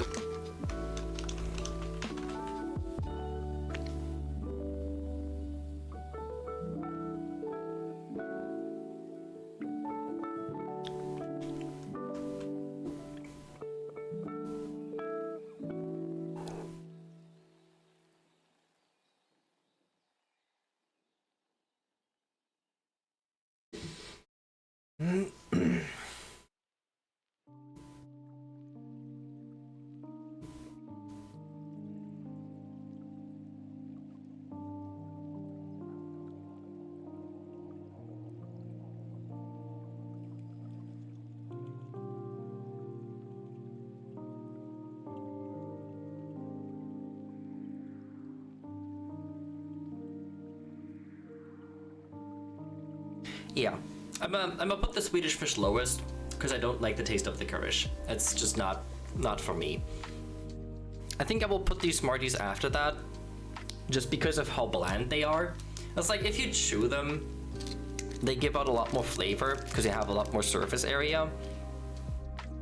But even then, they're like very slightly acidic and also very slightly flavorful. But that's about it. I will say though, for like the size that they are, you just pop a couple in your mouth and good is. Like, they're just something nice to have there.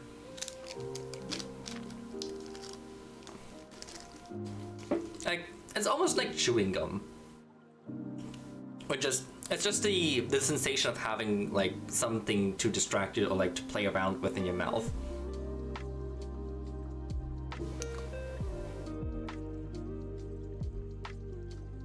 Yeah. I think third lowest,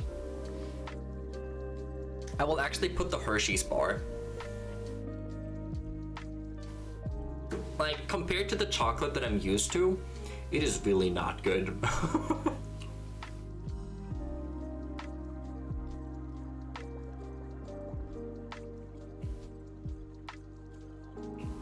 Especially like compared to dark chocolate, because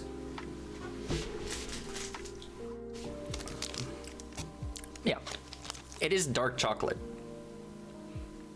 It is dark chocolate. And the only dark chocolate taste I am getting is at the very end, when it starts to actually like get bitter and chocolatey. the first like bite of it is just sugar. The first bite of it is only sugar.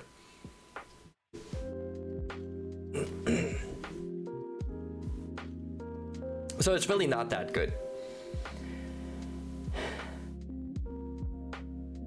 I think the next one up from that, I will put the Sour Patch Kids.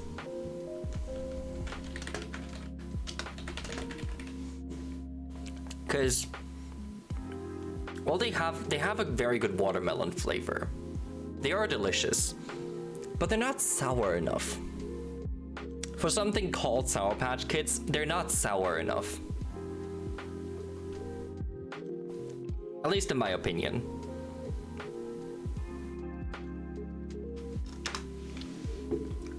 But after that it gets really hard, because the Reese's, the Starburst, and the Spree are very flavorful, and I like all three of them very, very much.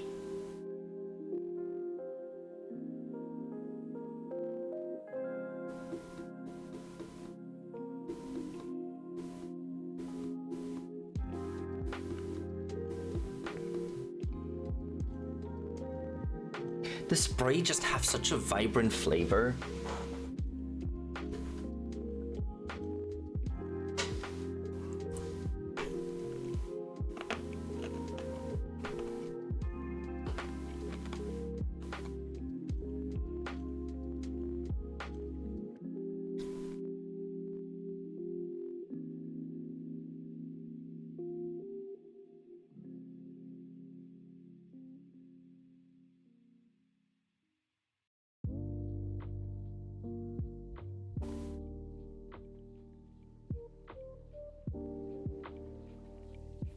Those three are really hard to rank, because I really like them.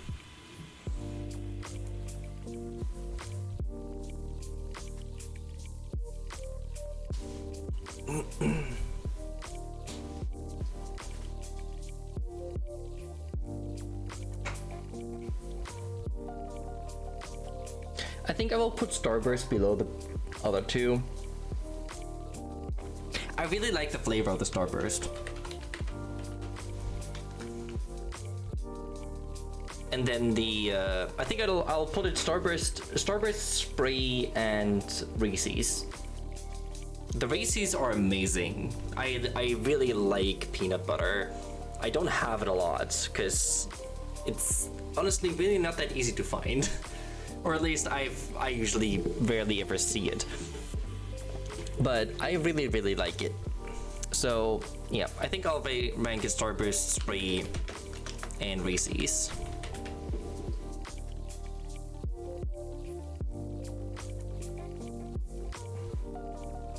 Yeah.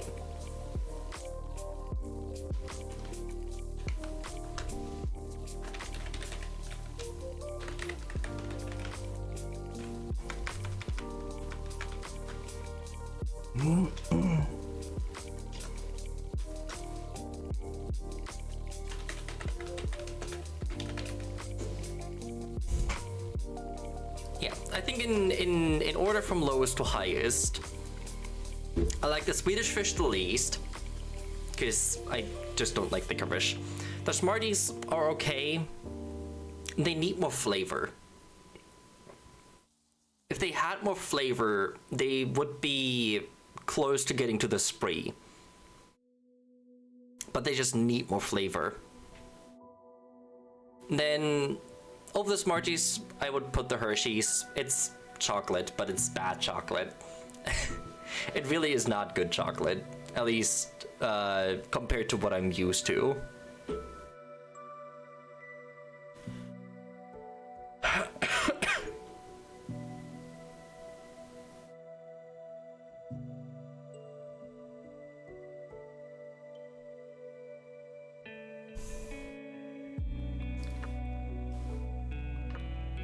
I think I would put the pretzel sticks after the Hershey's.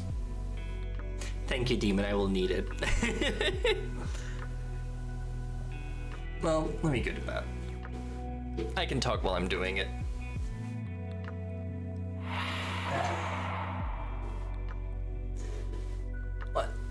I think I would put the pretzel sticks after the Hershey's, purely for the fact that I'm used to I'm used to a different taste of pretzel sticks. So they just don't taste like pretzel. And the chocolate doesn't taste like chocolate. I think that's the main issue I'm running into with it.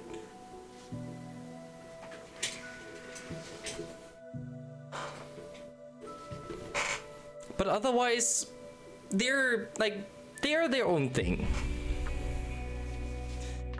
But yeah, the pretzel just kind of tastes like you get a very hint taste of pretzel at the very beginning, and then it's gone.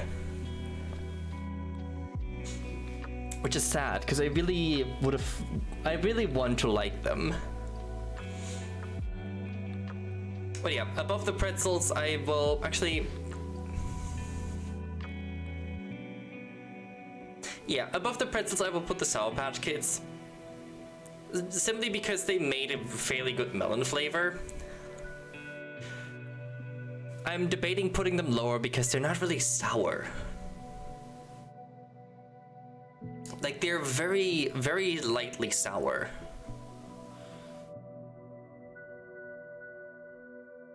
Now you're exhausted and don't want to sleep? Well, stay up with me.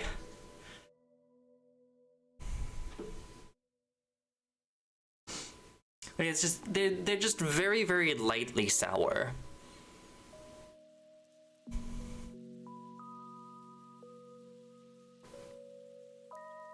Yeah. And then above the Sour Patch Kids, I put the Starburst because I really like the flavor. The flavor of the Starburst are great. Like, they're very fruity. I like the toffee flavor, I like the toffee consistency. It's just nice to chew on. Like, it's got just enough flavor, and the consistency is nice to just let it melt away in your mouth.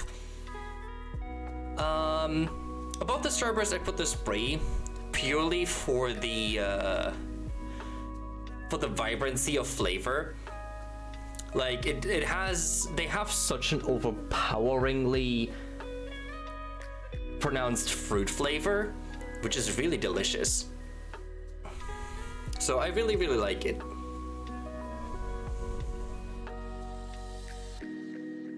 And then above the Spray, I will put the Reese's. The peanut butter cups are good. They're good. They are really, really good. And then above the Reese's, I put the cookies and then the truffles. The cookies are delicious. I still have this one cookie right here that I haven't been eating.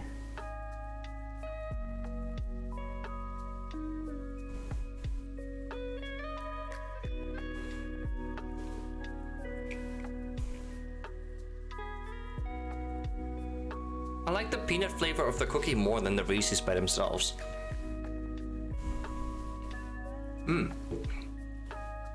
You know what it might be? It's a chocolate.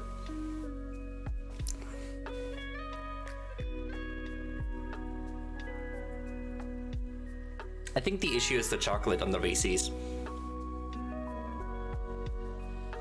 Reese's, if at any point you will see this, consider making cookies. Scrap the chocolate.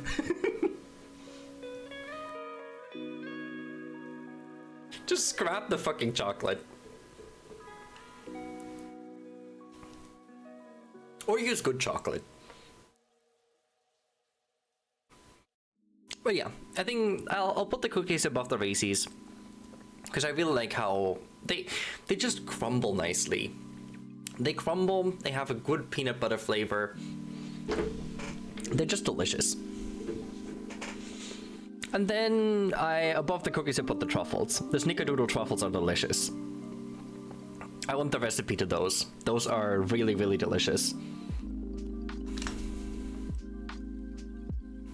And yeah,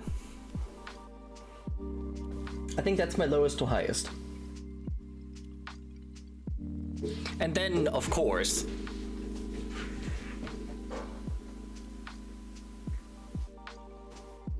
both of these above everything. Because these are absolutely adorable and fluffy and I love them.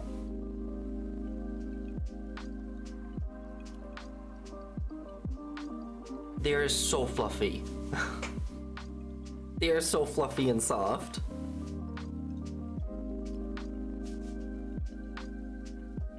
I really, really like them.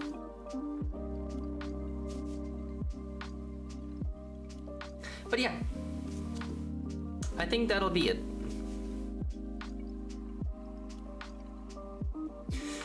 What time is it? It's 11:03. Do we play something for another hour? Because this actually took a lot longer than I wanted it to. And I also started a lot later than I wanted to.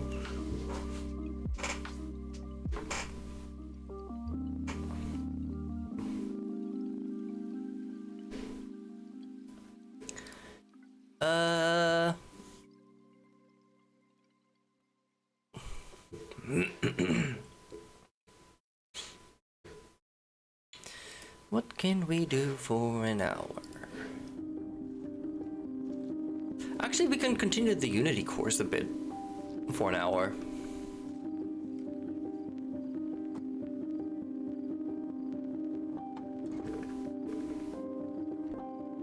You know what? Yeah, let's do that. Right, let me put you guys aside. Make sure nothing is laying on any candy so it doesn't get dirty.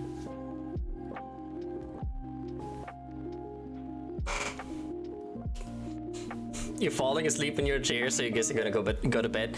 Alright, Demon, have a good night. Thank you for stopping by. Hope you enjoy your sleeps. Alright, let me switch scene. I need to reset my camera. Boop. Yeah, now it's offset.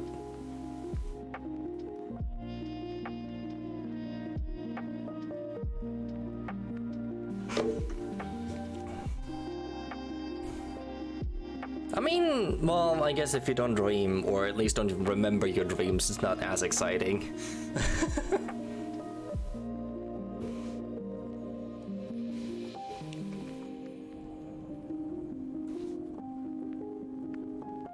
I lucid dream a lot, and or I am just busy in headspace while the body is asleep. So, I guess it's a lot more exciting for me than for you.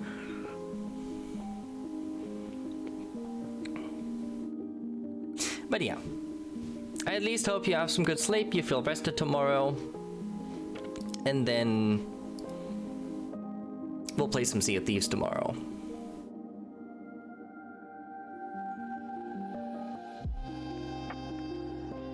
Well, if we're starting at 3 tomorrow, do I want to start stream early tomorrow then?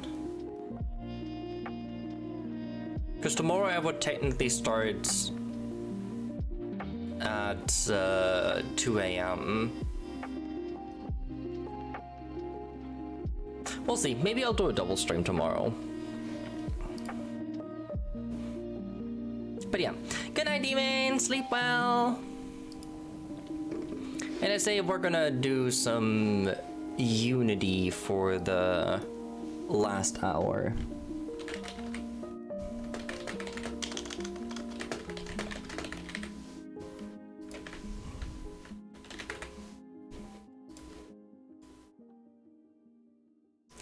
Do, do, do, do, do, do, do.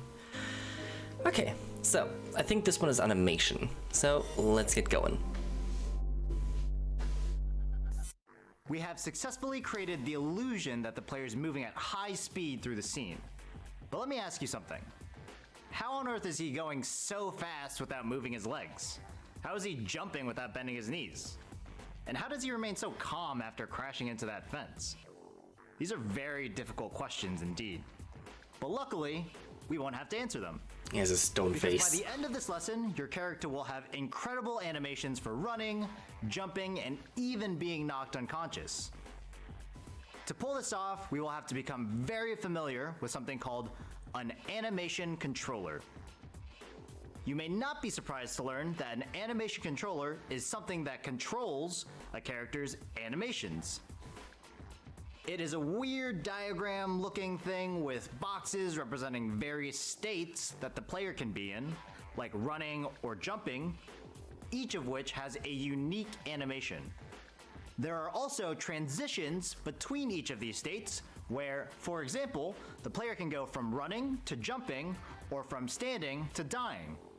So in our player controller script, we just need to program the if statements that will control when the character transitions from one state to another. For example, if the player presses spacebar, then transition from a running state to a jumping state. Or if the player runs into an obstacle, then transition from a running state to a dying state. Well, to make all that happen, I'll see you in Unity.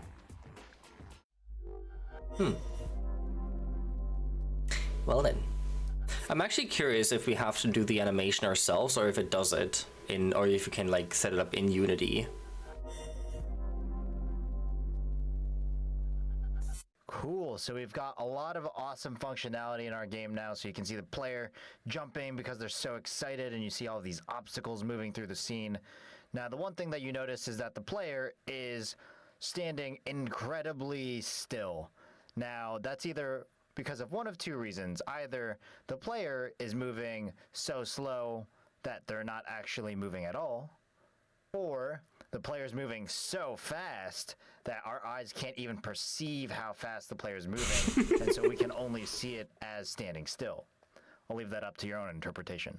So in order to actually make the player look like they're moving in this scene that's constantly moving back and forth, we're going to need to play with the player's animation.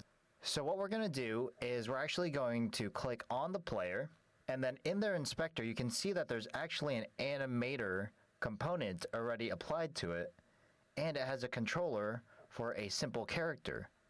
So what we can do is we can actually double click on that simple character box, and now you see that it actually opens up a brand new window in our scene for animators. Now, if you want to see all the different windows that you could actually add to Unity, you can actually see on the top left, there's the window button, and then you can actually add a bunch of other windows that you can use. One that you might have seen before, actually our console is where the game over message is being sent. So you can add other windows if you want to. So now in our animator window, you can see that we have a strange view of this button that says entry, but not really anything else. You can actually move around in this view. There's a lot more going on, so we can press the Alt key and hold it and then left click and drag, and we can move around our little animator window here. Or we can use our mouse wheel and scroll. Can I just mention that there's a grenade throw animation? In and out to zoom in and out. And if you click on your mouse wheel and hold and then you drag it around, you can actually move around that way. So there's a lot of different things happening in our little animator window here. Now, first and foremost, the animator controller is the way that we actually control the states that the character is in at the current moment. So, in fact, when we're pressing play, our animator controller goes straight to our idle animation, which is why it looks like the player is not moving at all. So, the player's not moving. Surprise, they're not moving incredibly fast, they're just not moving at all. So our animator controller actually controls all of the different states that our character can be in. So our character can be idle, and then from idle, these arrows actually mean that they then can go into one of these different states. So it can go from idle into a walking static state, which means that they're not actually walking in a direction, they're just walking in place. You can also run in place with run static. You can walk in a direction using walk, or you can run in a direction. And so if you started to move, for example, maybe it'll go to the walk animation, and then when you stop moving, it'll go back to your idle animation, so you stand still. Now, a really cool thing is you can actually see what these different animations are like. So if we zoom in a little bit, if we were to double click on idle, you can actually see that it pops up a little animation preview, and we can actually press play, And you can see that the model isn't actually really doing anything. You can see it's just kind of waving its arms back and forth. If we choose, for example, walk static, double click on that, we have another animation. And so you can see it actually looks like this character is walking, which is cool. If we double click on run and we press play, you can see that this one is actually moving through the scene compared to if we go to run static, this one runs in place. So very helpful to know the states of all of these things. If we take a look at the arrows, you can actually see all of the different conditions that need to happen to actually make the character move, which we'll go into a little bit on how we can edit those and see those. So you can see we have these conditions for an actual speed. So say the player is not moving, their speed is 0. And then they start moving and it reaches a point where it's 0.25. Then it will actually go into this transition, and you can see this transition happen. So they're stopped, and then they start moving, and then it goes into walk static, and the player is just moving. So now what you're going to do is you're going to left click on the player in the hierarchy, and then under the inspector in the animator component where you see controller, you're going to double click on simple character. This will open up your animator window for your player character. And so now you can go look around and see all of the different animation states. You can click into the different states by double clicking on them. And then you can preview their different animations like walking static or walking. And then you can take a look at some of the different transitions and see the different conditions that they need to follow to be able to move. Now it's your turn. Huh. So the animation does not have to be explicitly applied to the character you're using. It's just a general model. Interesting. Oh yeah. So I'm very curious. Does this even have an animation attached? It does. For what? Why is this here? And what else is here? Exit node? What else is in here? Nothing. Okay. Interesting. But also means it has... Oh, there's something here.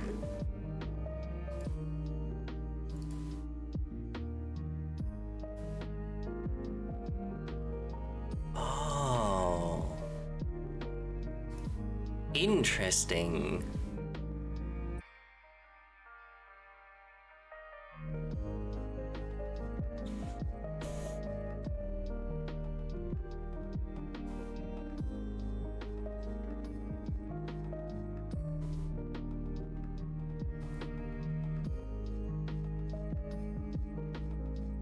So you can just set up animations for any character as long as the character has bones. I assume. This is what these animations rely off.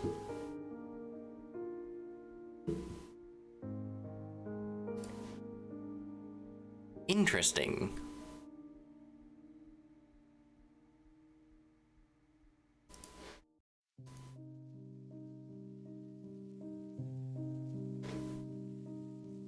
That is actually pretty cool. I have to say, that is pretty damn cool. Right.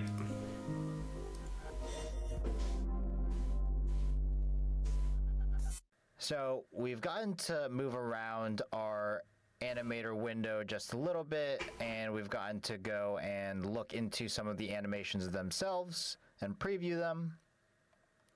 And we've seen some of the movement between all the transitions. So now what we're going to do is we're actually going to play around with the values in these transitions. So knowing that our transition for our speed needs to be greater than 0.25 to be able to start this walk static animation, we can actually go over on the left side of the animator window to parameters. And if we click this tab, we have a parameters section that opens. And here you can actually see the parameter of the speed that we can set. So in fact, if we make this, for example, 0.3, because 0.3 is greater than 0.25, and now when we press play in our game, we can actually see when the player enters the game, then it should go into the idle state, and then it'll go down to the walk static state. So we're in idle, and then it starts walking. Now, it looks a little weird because the background is moving incredibly fast compared to the actual player. I was about to say. So let's see what kind of speed that we need to have. We need greater than 0.5, so we'll make this like, we'll just make this 1, so it's definitely more than 0.5. So we press play. There you go. And then you can see it goes from the walking to the running animation. Now that does look kind of weird because the scene is just moving, so we can actually set a default animation state. So if we go to our run static here, and we right click on it, we can actually set as layer default state. So if we select that, you can see our entry Goes state into entry to static, our yeah. run static instead of to idle, because from idle we had to go to walk static all the way to run static, and that just took way too long. So now when we press play, you can see that the player starts running. The animation's still a little too slow, but we can fix that really easily. So you can see on our different states, there's actually some information in the inspector. So you can see actually the speed of which the animation runs. So since the player looked like they're running a little slow comparatively, we'll set this to something like 1.5.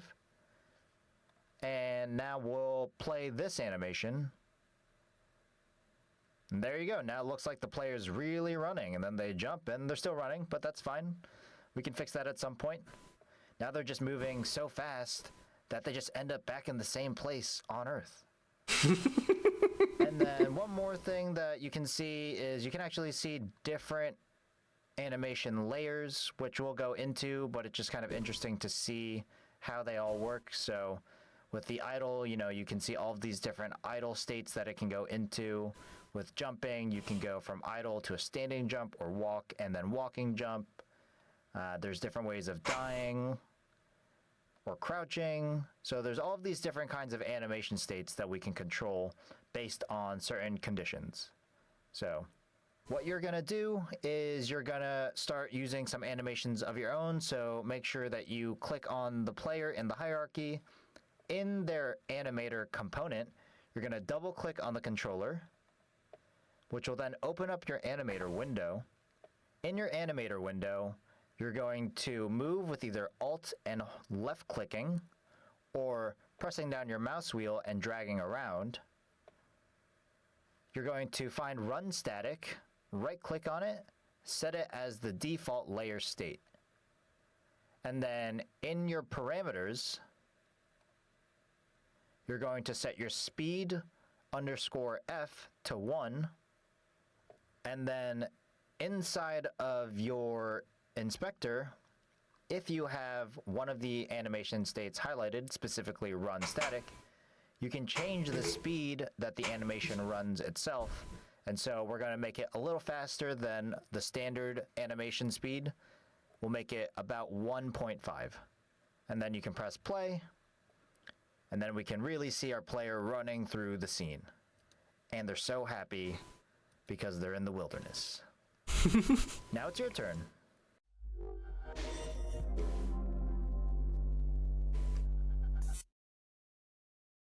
Okay. So, this one is the default. Set this to 1.5. Parameters. Set this to 1.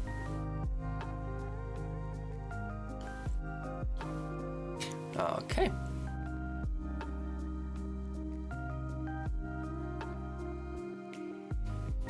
And so then the... God damn it, I'm trying to just move it around.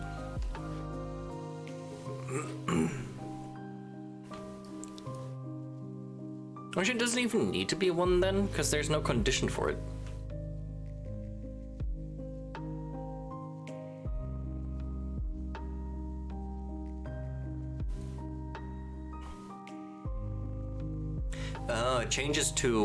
It changes to the walking animation if it's less than 1. Got it.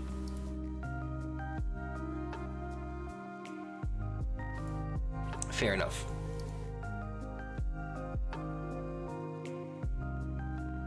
Interesting. Very, very interesting. I'm not sure if I like how simple this is, because I feel like it's a lot more involved than it leads on to.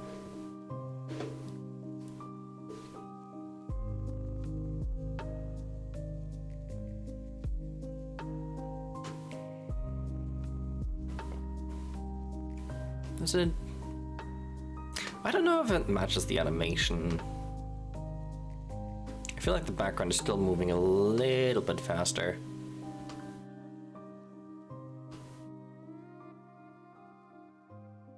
Maybe like 1.55.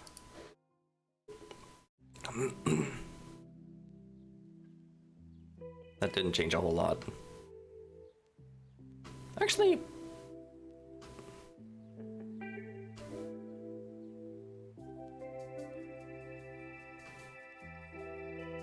I can tell. Maybe about 1.7 and see.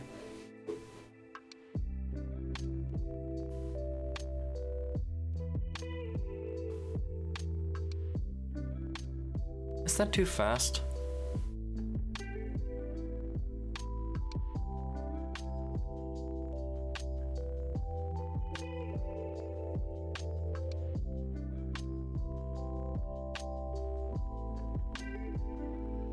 I think that's maybe too fast.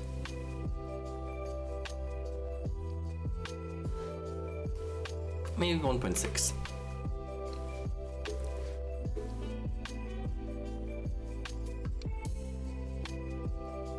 I do like that. That is definitely closer.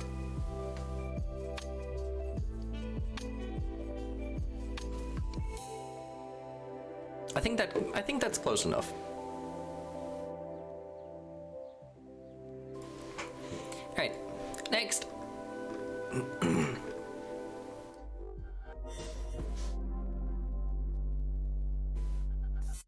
Cool, so we've got it so that our player looks really good while they're running through the scene. But we do have another weird thing where it's pretty awkward that they're still running while they're jumping. Unless you're in like an action movie. That's not really something that people usually do. So we're going to do some... What, people usually don't sprint through the air? Huh, how weird! Things to the jumping animation to really make it look real. In fact, we're actually going to use our player controller script to be able to do that. So if we go to our assets and we can just close off the source files, collapse them because it opened it up when we opened the animation controller. And now if we open our player controller script, now in our player controller script, we're actually going to get a reference this time to our animators. So similar to how we got a reference to our rigid body, we're going to get a reference to our animators. So we'll also make this private because we don't need to find this outside of our class. It'll be of type animator, not animation. And we'll just call this player anim for now, for player animation.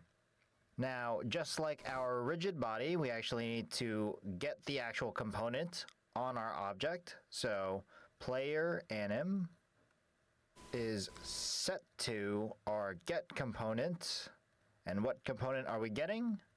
Our animator. and then make sure to call the method and close your statement. Now, inner update function is actually where we want this animation to happen, but what animation exactly are we trying to make happen? Well, let's see. In Unity, if we go to our animator and we find our player animator, now if we take a look at our layers again, you can see that we have all of our different layers and we want our player to jump, so we'll go to our jumping layer and we're going to center all of our animation states. Now we have one that goes from run to running jump. Now how do we get there? Interesting. So you can see to get from run, under our conditions, there's something called a jump trig. So let's see Jump if trigger. in our parameters. So we do have something called a jump trig that we would be able to use. Now, And by the looks of it, it's a if we boolean. follow the naming of all of these different variables, so you can see we have speed underscore f, and it has all of these decimals next to all of them, so that must be a float. Yeah. And under animation int, so that's an integer, they're whole numbers. Under our static b, crouch b, so They're since they're booleans. checkboxes, they're probably Oh, trig is a booleans. trigger. Okay. So I think our jump trig is probably actually a trigger that you could think very similarly like the triggers on our colliders. Okay. So in our player controller That naming's script, smart. so we have Yeah, this that makes a lot place more sense to what where I thought it we was. Make this jump actually happen. So let's see. So if we use our player animator, let's take a look at some of the methods. Wow, that's super convenient. Dot Set trigger. Set the value of the given trigger parameter. And it's got an overload. Well, let's see. That seems like something that we want to use. So we'll use set trigger. That way we can use our jump trig. Let's see. Maybe, what's the other option? Oh, I can just use the name. So if we set this to be, I believe it was spelled like so. Now, this set trigger method should activate our jump trigger when we press the space bar, since it's inside our if statement. Well, let's give it a try. Let's see what happens. I So don't if think we it'll play turn our it back off, though. game And we jump. Oh my gosh! That was a little weird, but we have the jumping animation. Yeah? Well, that's cool. It kind of looks like it's like Superman or something. Superhero. All right, so to get started activating these animations, what we're gonna do That worked a is lot better in than I our thought it player would. Controller class, make sure that you add your own animator variable, and then in the start method, make sure that you assign your animator variable to the animator component. And then in our update method, where the player actually jumps, just make sure to set the trigger for our jump animation. Now it's your turn. Huh. That worked a lot better than I thought it would. I'll be perfectly honest. That worked a lot more fluently than I thought it would.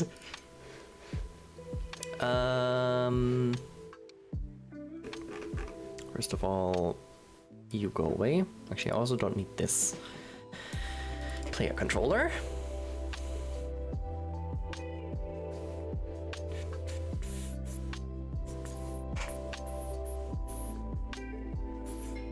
So we need a private, I can spell, private animator.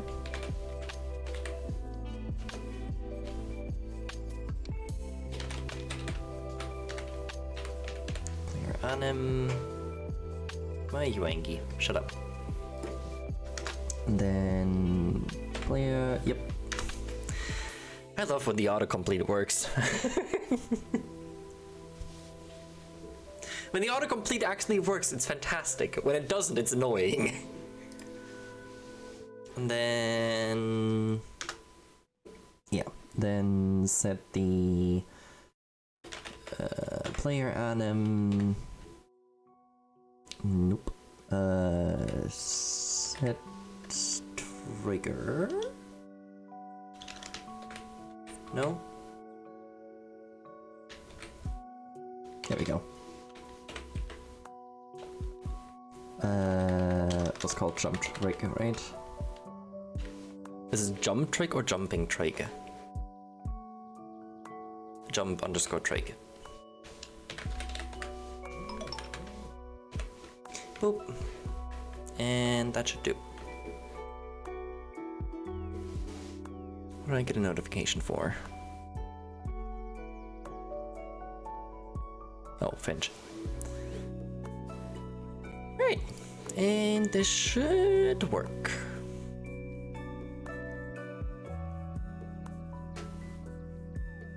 That actually works pretty flawlessly. Because the way I have my gravity. So I actually don't really need to edit this a whole lot.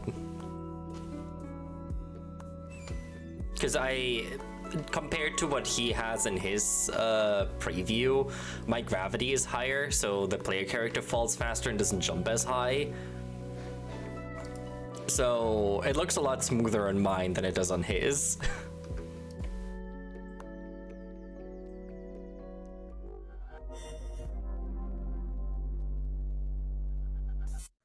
Great, now our player character animations are in a really good place. We have our running animations, and then when we jump, you can see we jump for joy, but we have this weird little issue where when we jump, the animation stops short, and then we start running in the air, which doesn't really look right.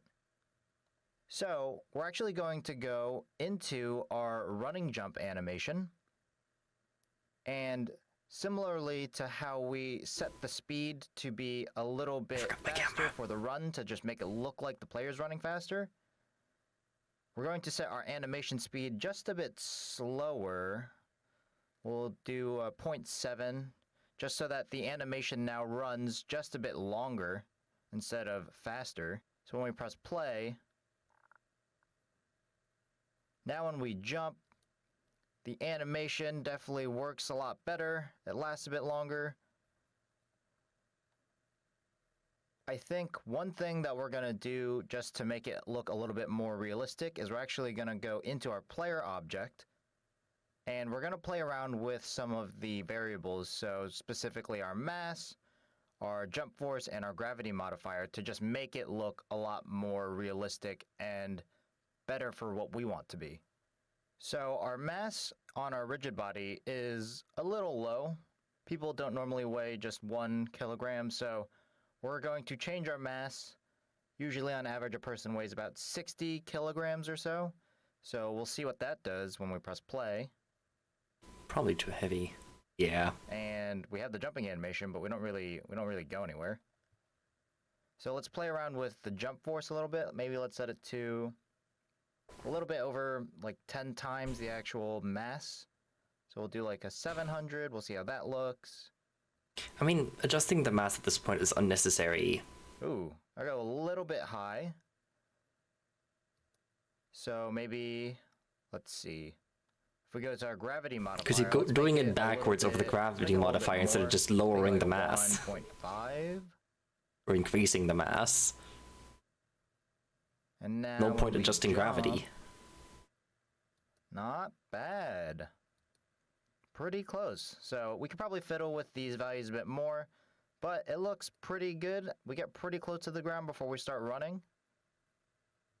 So now what you're going to do is in your player animator window, if you go to the jumping layer, and then we click on the running jump, so we'll set the animation speed to be a little bit slower, so I set mine to 0.7. And then on our player object, we're going to make the player weigh a bit more. So let's make it about 60 or so kilograms. We pushed up the jump force up to 700. And then we increased gravity just a little bit. So we set it to about 1.5 so the player falls a little bit faster when they reach the ground.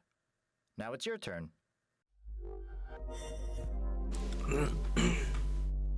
Yeah, I think I did that already. Yeah, because I increased the gravity and I adjusted gravity and jump force already. So for me, it's actually quite close. I might actually also slow down the animation just a tad because it stops like here. Oop. Yeah. So...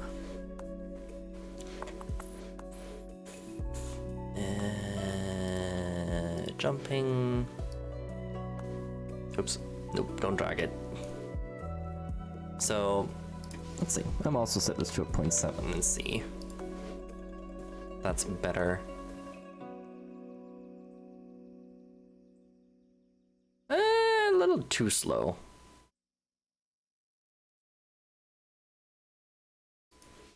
Let's maybe set this to a 0.8. 0.6 would be slower.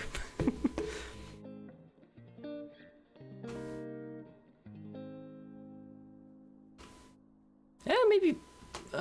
That's actually pretty close.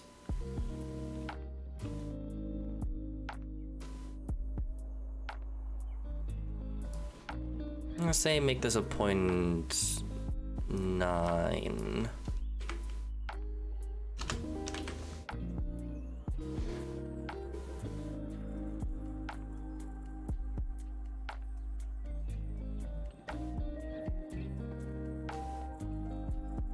Maybe 0.85. Because now it's a little bit too fast.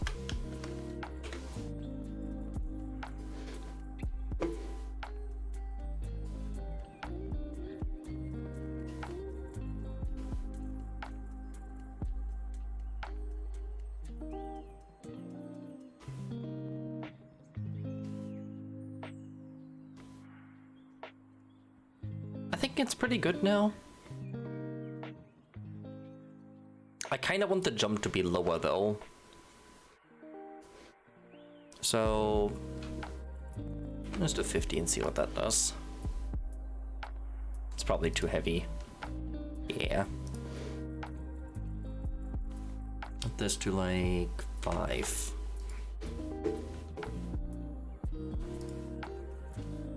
That is also too heavy. 2?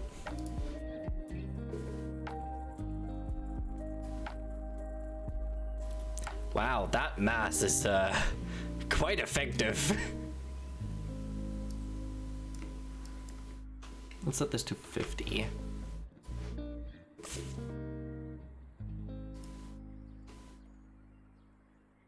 That also made quite the difference. 30.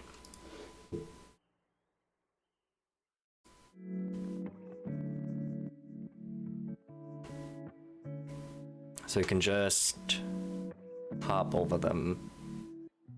And that actually still fits with the animation. Maybe even make the animation a tad faster.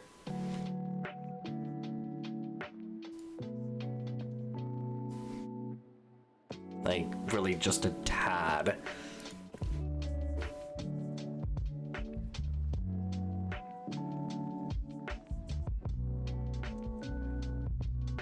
I think that's pretty good.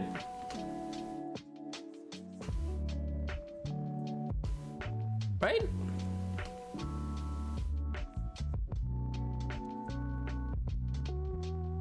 I think that's pretty good. I like that. Right. Oop. Cool. Cool, so we've hit the ground running now. We have our running animation set up. We have a jumping animation so we can fly through the air. So excited. Now we just need to add one more thing, which is whenever we collide with one of these barriers, we're not just going to keep running into one of the barriers. So Why not? what we can do is we can use one of our other layers for character deaths. Now, in our deaths layer, you can see all of the different kinds of states that they can go through. So we can go from alive to a death 1. So let's see if we double click that, and we'll play that, see how that looks. Falls over, and then death 1 is just the character falling over. Death 2, what does this one look like? Falls over in front, so falling over front doesn't really make any sense in this case, so we'll probably just go with death 1. What does falling Now, look like? Let's see how we can actually make this death animation play when it happens. So let's see the transitions here. So let's see, the conditions are, so the death bool should be set to true, and there's a death type integer that's equal to 1. So as a good way to kind of manage the state, we can actually see the second transition, and you can see death type becomes equal to 2 in that case. So since we want the first death animation, that's the one that we'll go with. So if we go into our scripts again, all the way down at the bottom here, go to our player controller script. So now in our player controller script, we're going to go to the place where we end the game, where we have that game over bit of code. So down in our on collision enter, you can see if we collide with an obstacle, then the game is over. So this seems like a pretty good place where we can actually make this death animation occur. So let's see what kind of methods we have for our player animator. So let's see. So we had set trigger to set a trigger. Now that death B was a bool, so can we set bool? Oh, cool, yes. Perfect. So we'll set bool, and we wanted the death bool to be true. So let's see, we can use an int ID, or we can use the string name. So I believe the name was capital D F underscore B for the bool. And then the value that we want to set it to. Then comma true. In this case, we set it to true. Yeah. Cool, so now we set death to true, but we need to actually make sure that we select the proper death type. So let's see if we can actually set that to. So player, anim, and then let's see, let's dot, so it was an integer, so cool, so there's a set integer option too, so we'll select that one. And I believe can probably use a string again, just double check. String name, so then it was, I believe it was a capital D, F, capital T, type, and then an underscore int, yeah. And then I believe the one that we wanted was 1. the first one, so 1. So now if we save, so hopefully if we typed everything properly and we set the proper values, it should, when we go into our game. Cool, so when we play, let's see what happens when we run into the obstacle. Let's wait for one of them to spawn. Boop. Up. There they go, and falls over, and then it goes into the dead state in our animation. So, perfect. So, now what you're going to do to add in this animation is in your player controller script, in our on collision enter method, where we actually collide with an obstacle to end our game, that's where we're going to use our player animator variable. And we're going to set the animation to be our death B, and since our death B is a boolean, we use set bool to set it to true. For our death type, because it's an integer, we set it with integer, and we'll set that one to 1. So then when we go play the game, you can watch as the animator window transitions when the player hits one of the obstacles. Now it's your turn. I already want to make this more complicated. I want to use the second death type, like tripping over the log, since I'm using logs and not barriers. I'm curious though, what is this falling animation?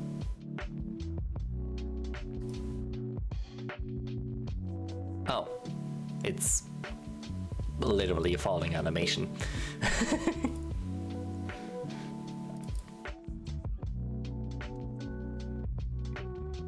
It doesn't really...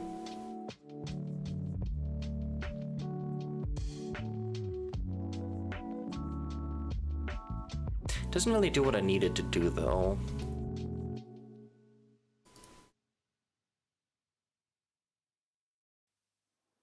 So I guess we'll just go with the first one. So down here we set the player anim, set bool of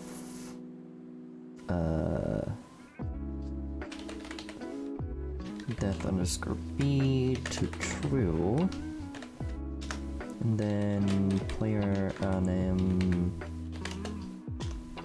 What are you angry at me for?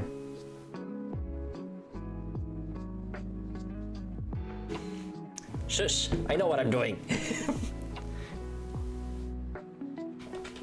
Set integer of death. What's it called? Death type underscore int.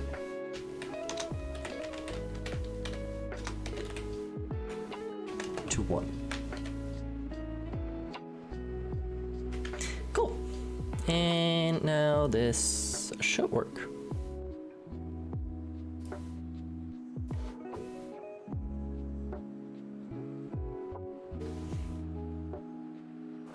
So we've got the jump animation and boop. I might need to fix that.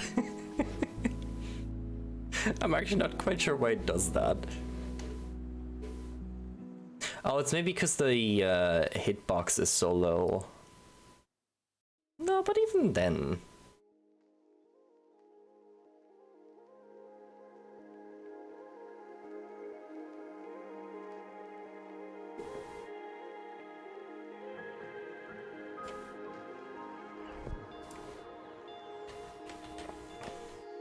It might be because of the hitbox. Let me put the hitbox a little bit higher.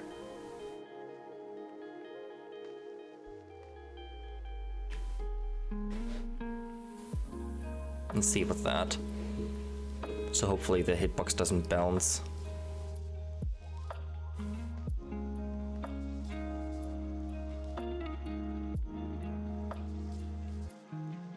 I'm not quite sure. I can't click on the player. Oh, there we go. Yeah, you're not even colliding with it.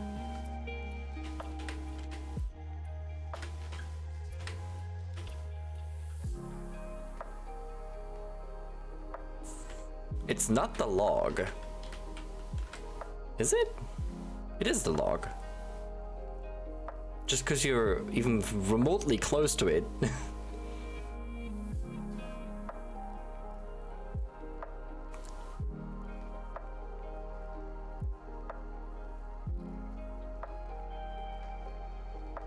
I don't want to pull this hitbox out.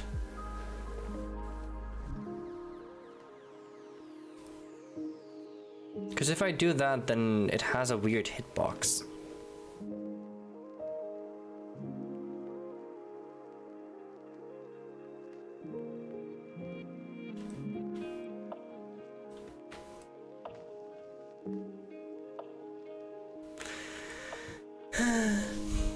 Gonna head out and read some sad stuffs? Okay, Patty, I hope you're okay. If you need me, you know where to find me. let's do that. And I'm gonna add a... what's it called? Collider. There's a... Is the polygon collider? No.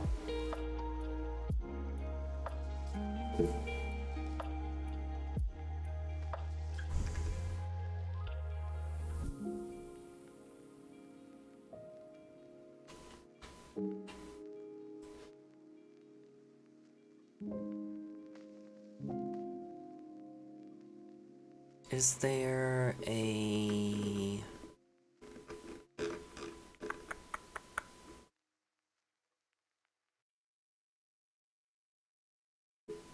No.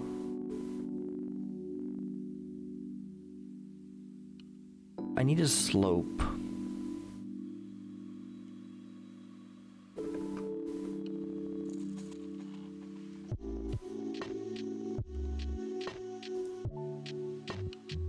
Actually, I wonder if I just set this to the tree and I turn this box collider off.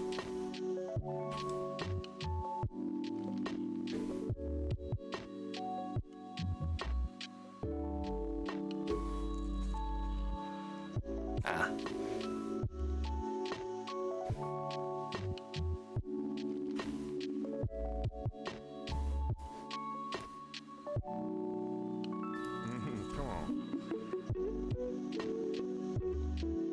No, that's a 2D collider.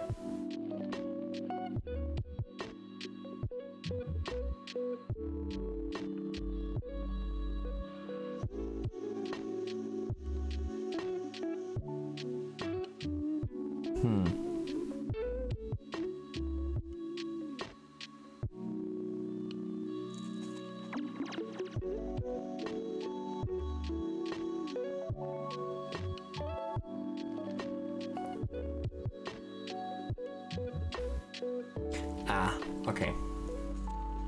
I know what that one is for. That doesn't help me either. Well, actually, even if I push this out further, it doesn't help me.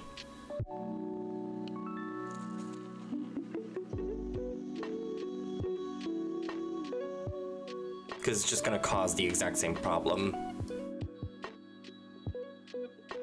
Right?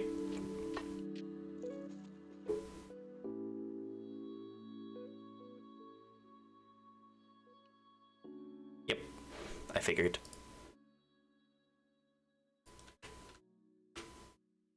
So let me reset this. Actually, I could just...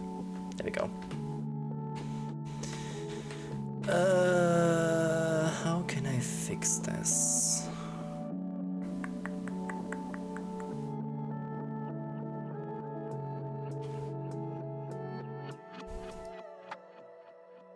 What does kinematic mean?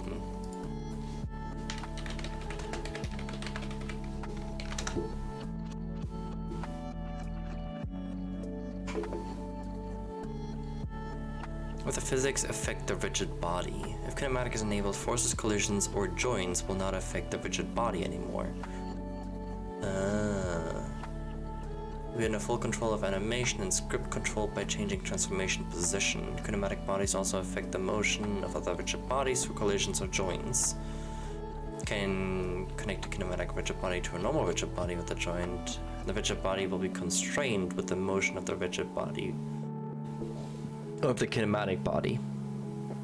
It was particularly useful for making characters which are normally driven by an animation, but on certain events can be quickly turned into a ragdoll by setting kinematic to false.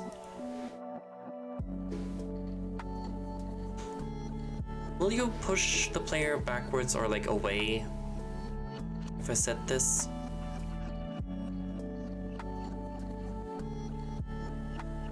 I fixed it! I fixed it!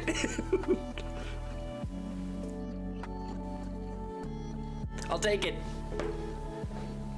I actually want to move the player forward a bit. Or move the camera backwards, one or the other.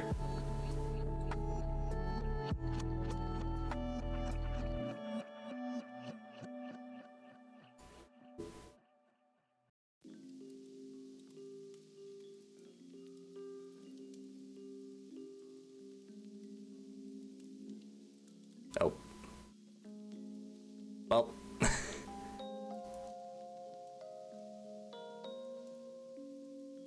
But it doesn't bounce the character model anymore, and that's all I was looking for. I might need to pull the hitbox down a little bit further. Because I was pretty sure I was gonna clear that. So let me adjust that hitbox a little bit more.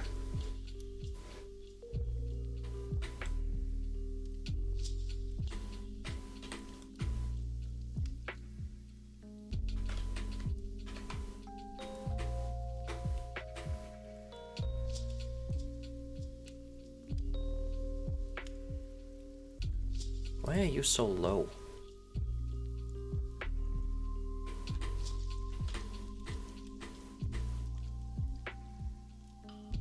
Yeah, I think that'll do it. I think that's pretty flush with the graphic of it. I also actually want to pull this in a bit.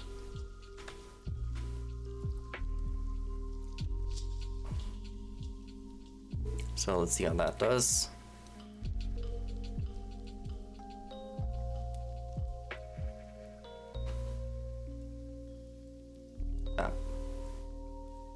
Yeah, I think that works actually fantastically. I am very pleased with that.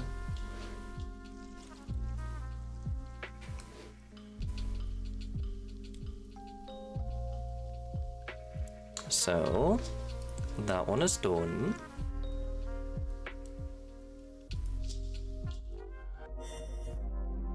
Oh no.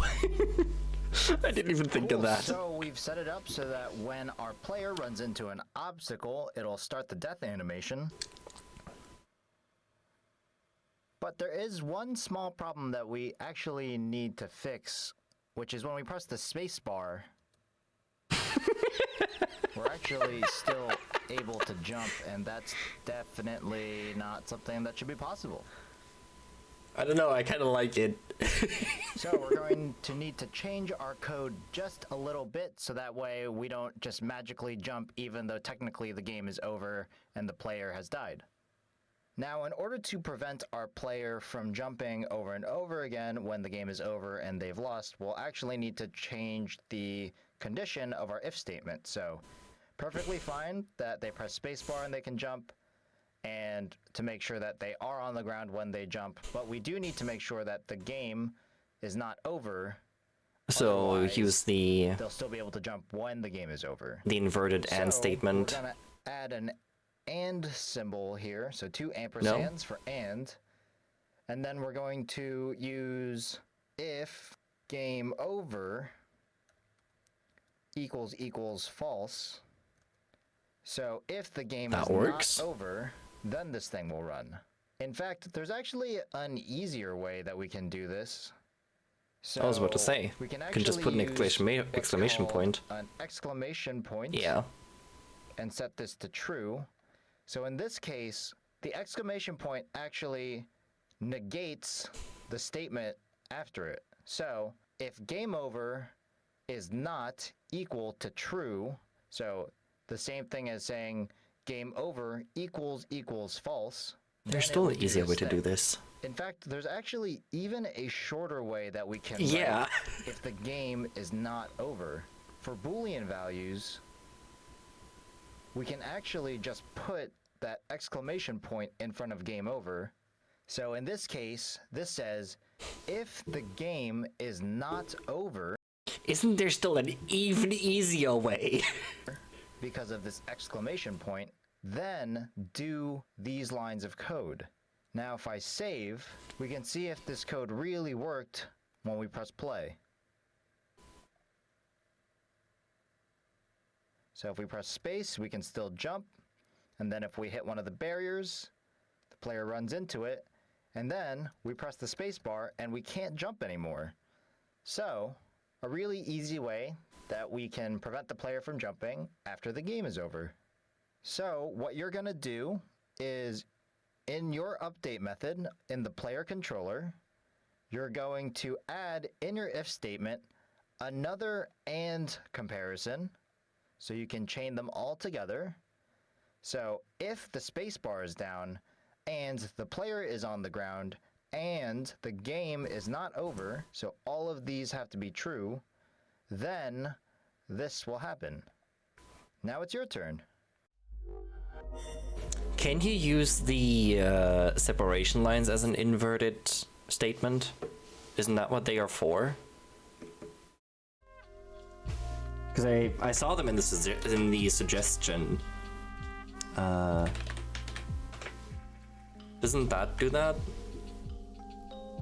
Isn't that what these are for?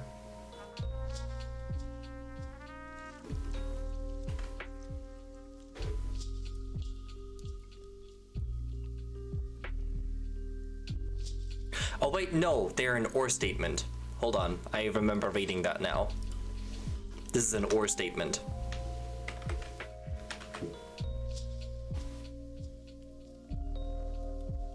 The two lines is if this or this. Yeah, okay. I remember reading it now.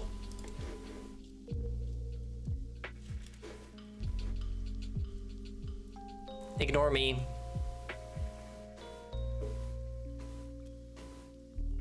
I actually cleared that by just a hair. Actually, the animation runs a little bit long because it's not fast enough to transition into the animation after a jump.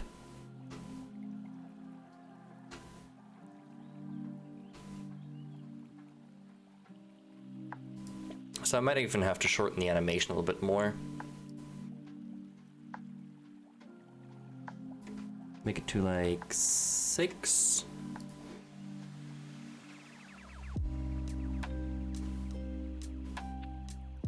Oh, shorten, not lengthen.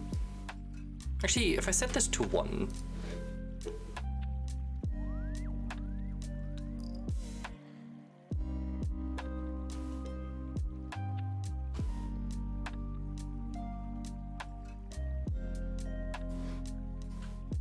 Might even need to make this faster.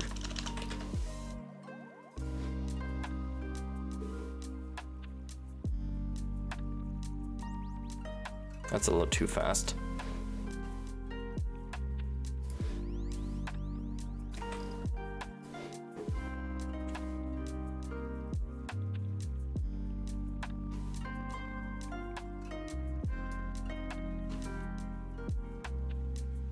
That works really well.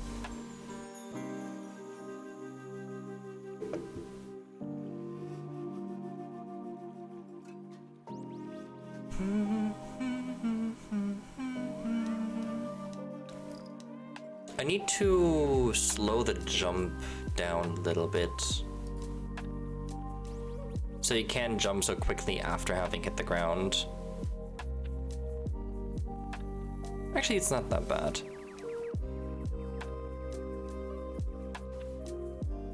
If you spam it, it starts to get ahead of itself. Not 0.6, 0.6. No, wait, that's faster. Hold on, stop. That's probably too fast.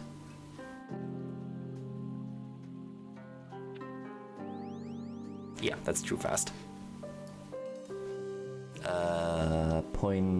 What did I have it at? 0.1. So let's do 0.12.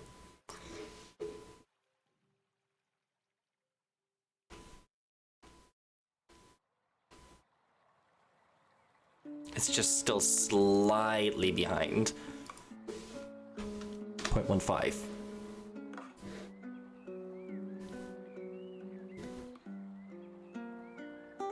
Very, very slightly. Needs to be just a tad faster. 8. Because 0.12 was too 0.2 was too fast.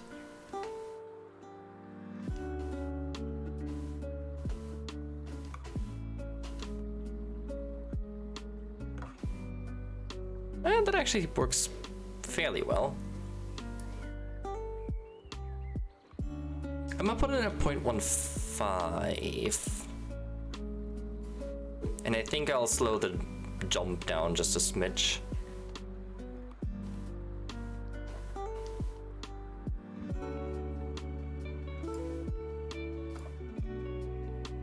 I just need to remember how to actually set a cooldown.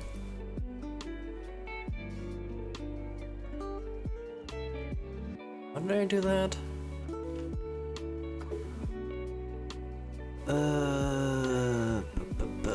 Desktop, tutorials, create with code, prototype 2.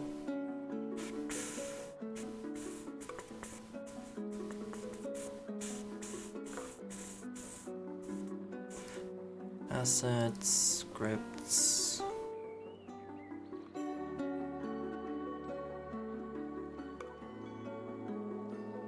Wait, was it in here? No. That was in the challenge one. Assets. Nope. Scripts. No. Wait, where did I put the scripts? There they are. Player controller?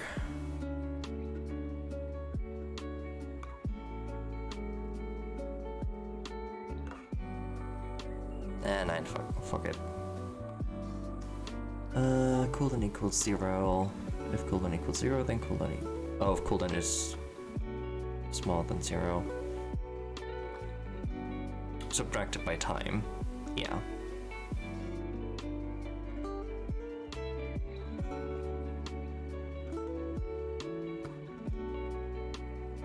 So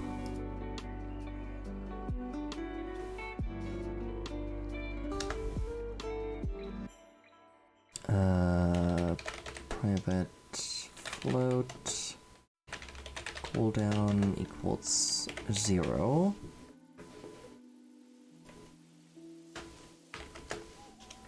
And cooldown is smaller or equal to 0.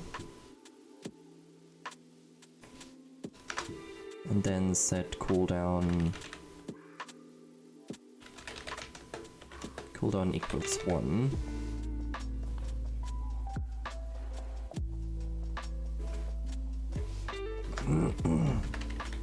Cooldown equals cooldown minus time delta time.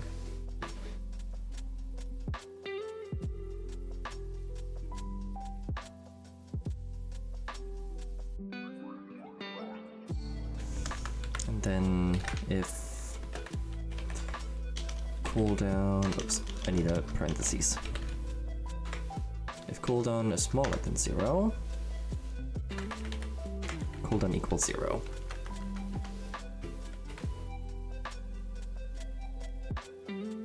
That should do.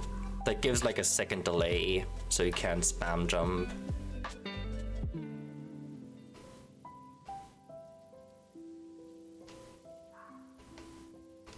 Yeah, so the animation can run the way it should be.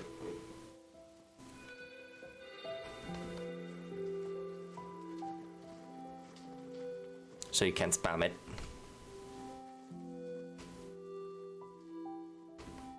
Okay, cool. Close that.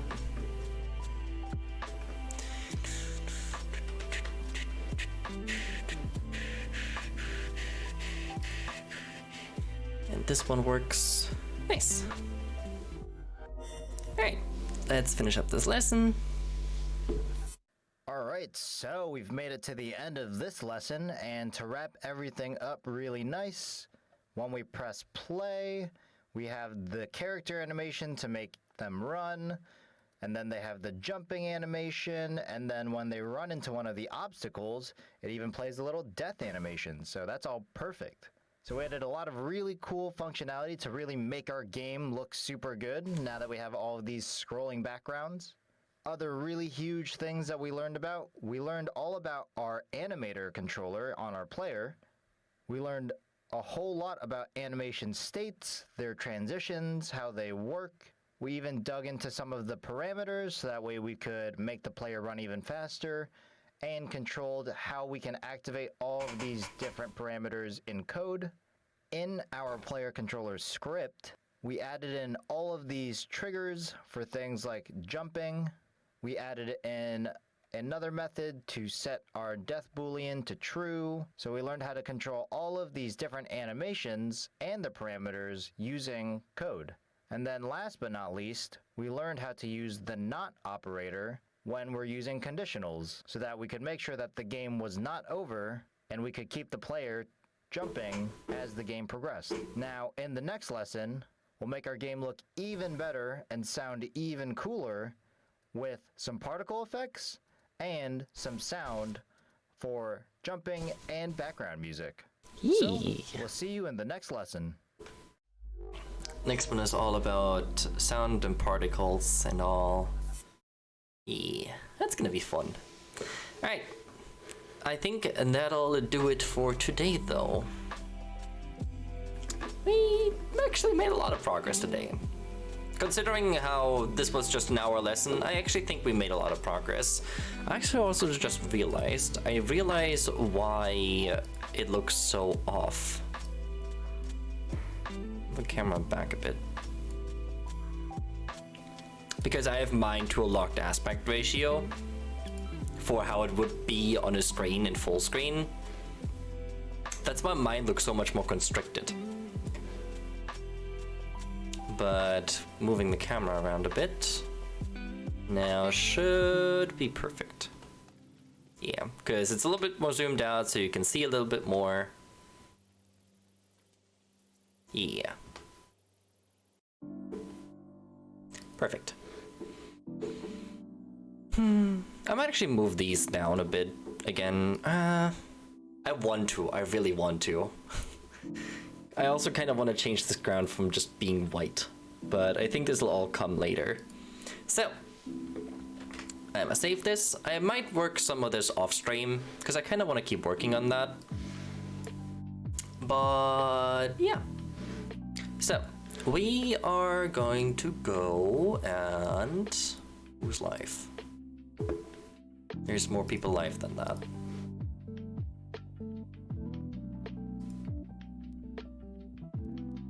Apparently not.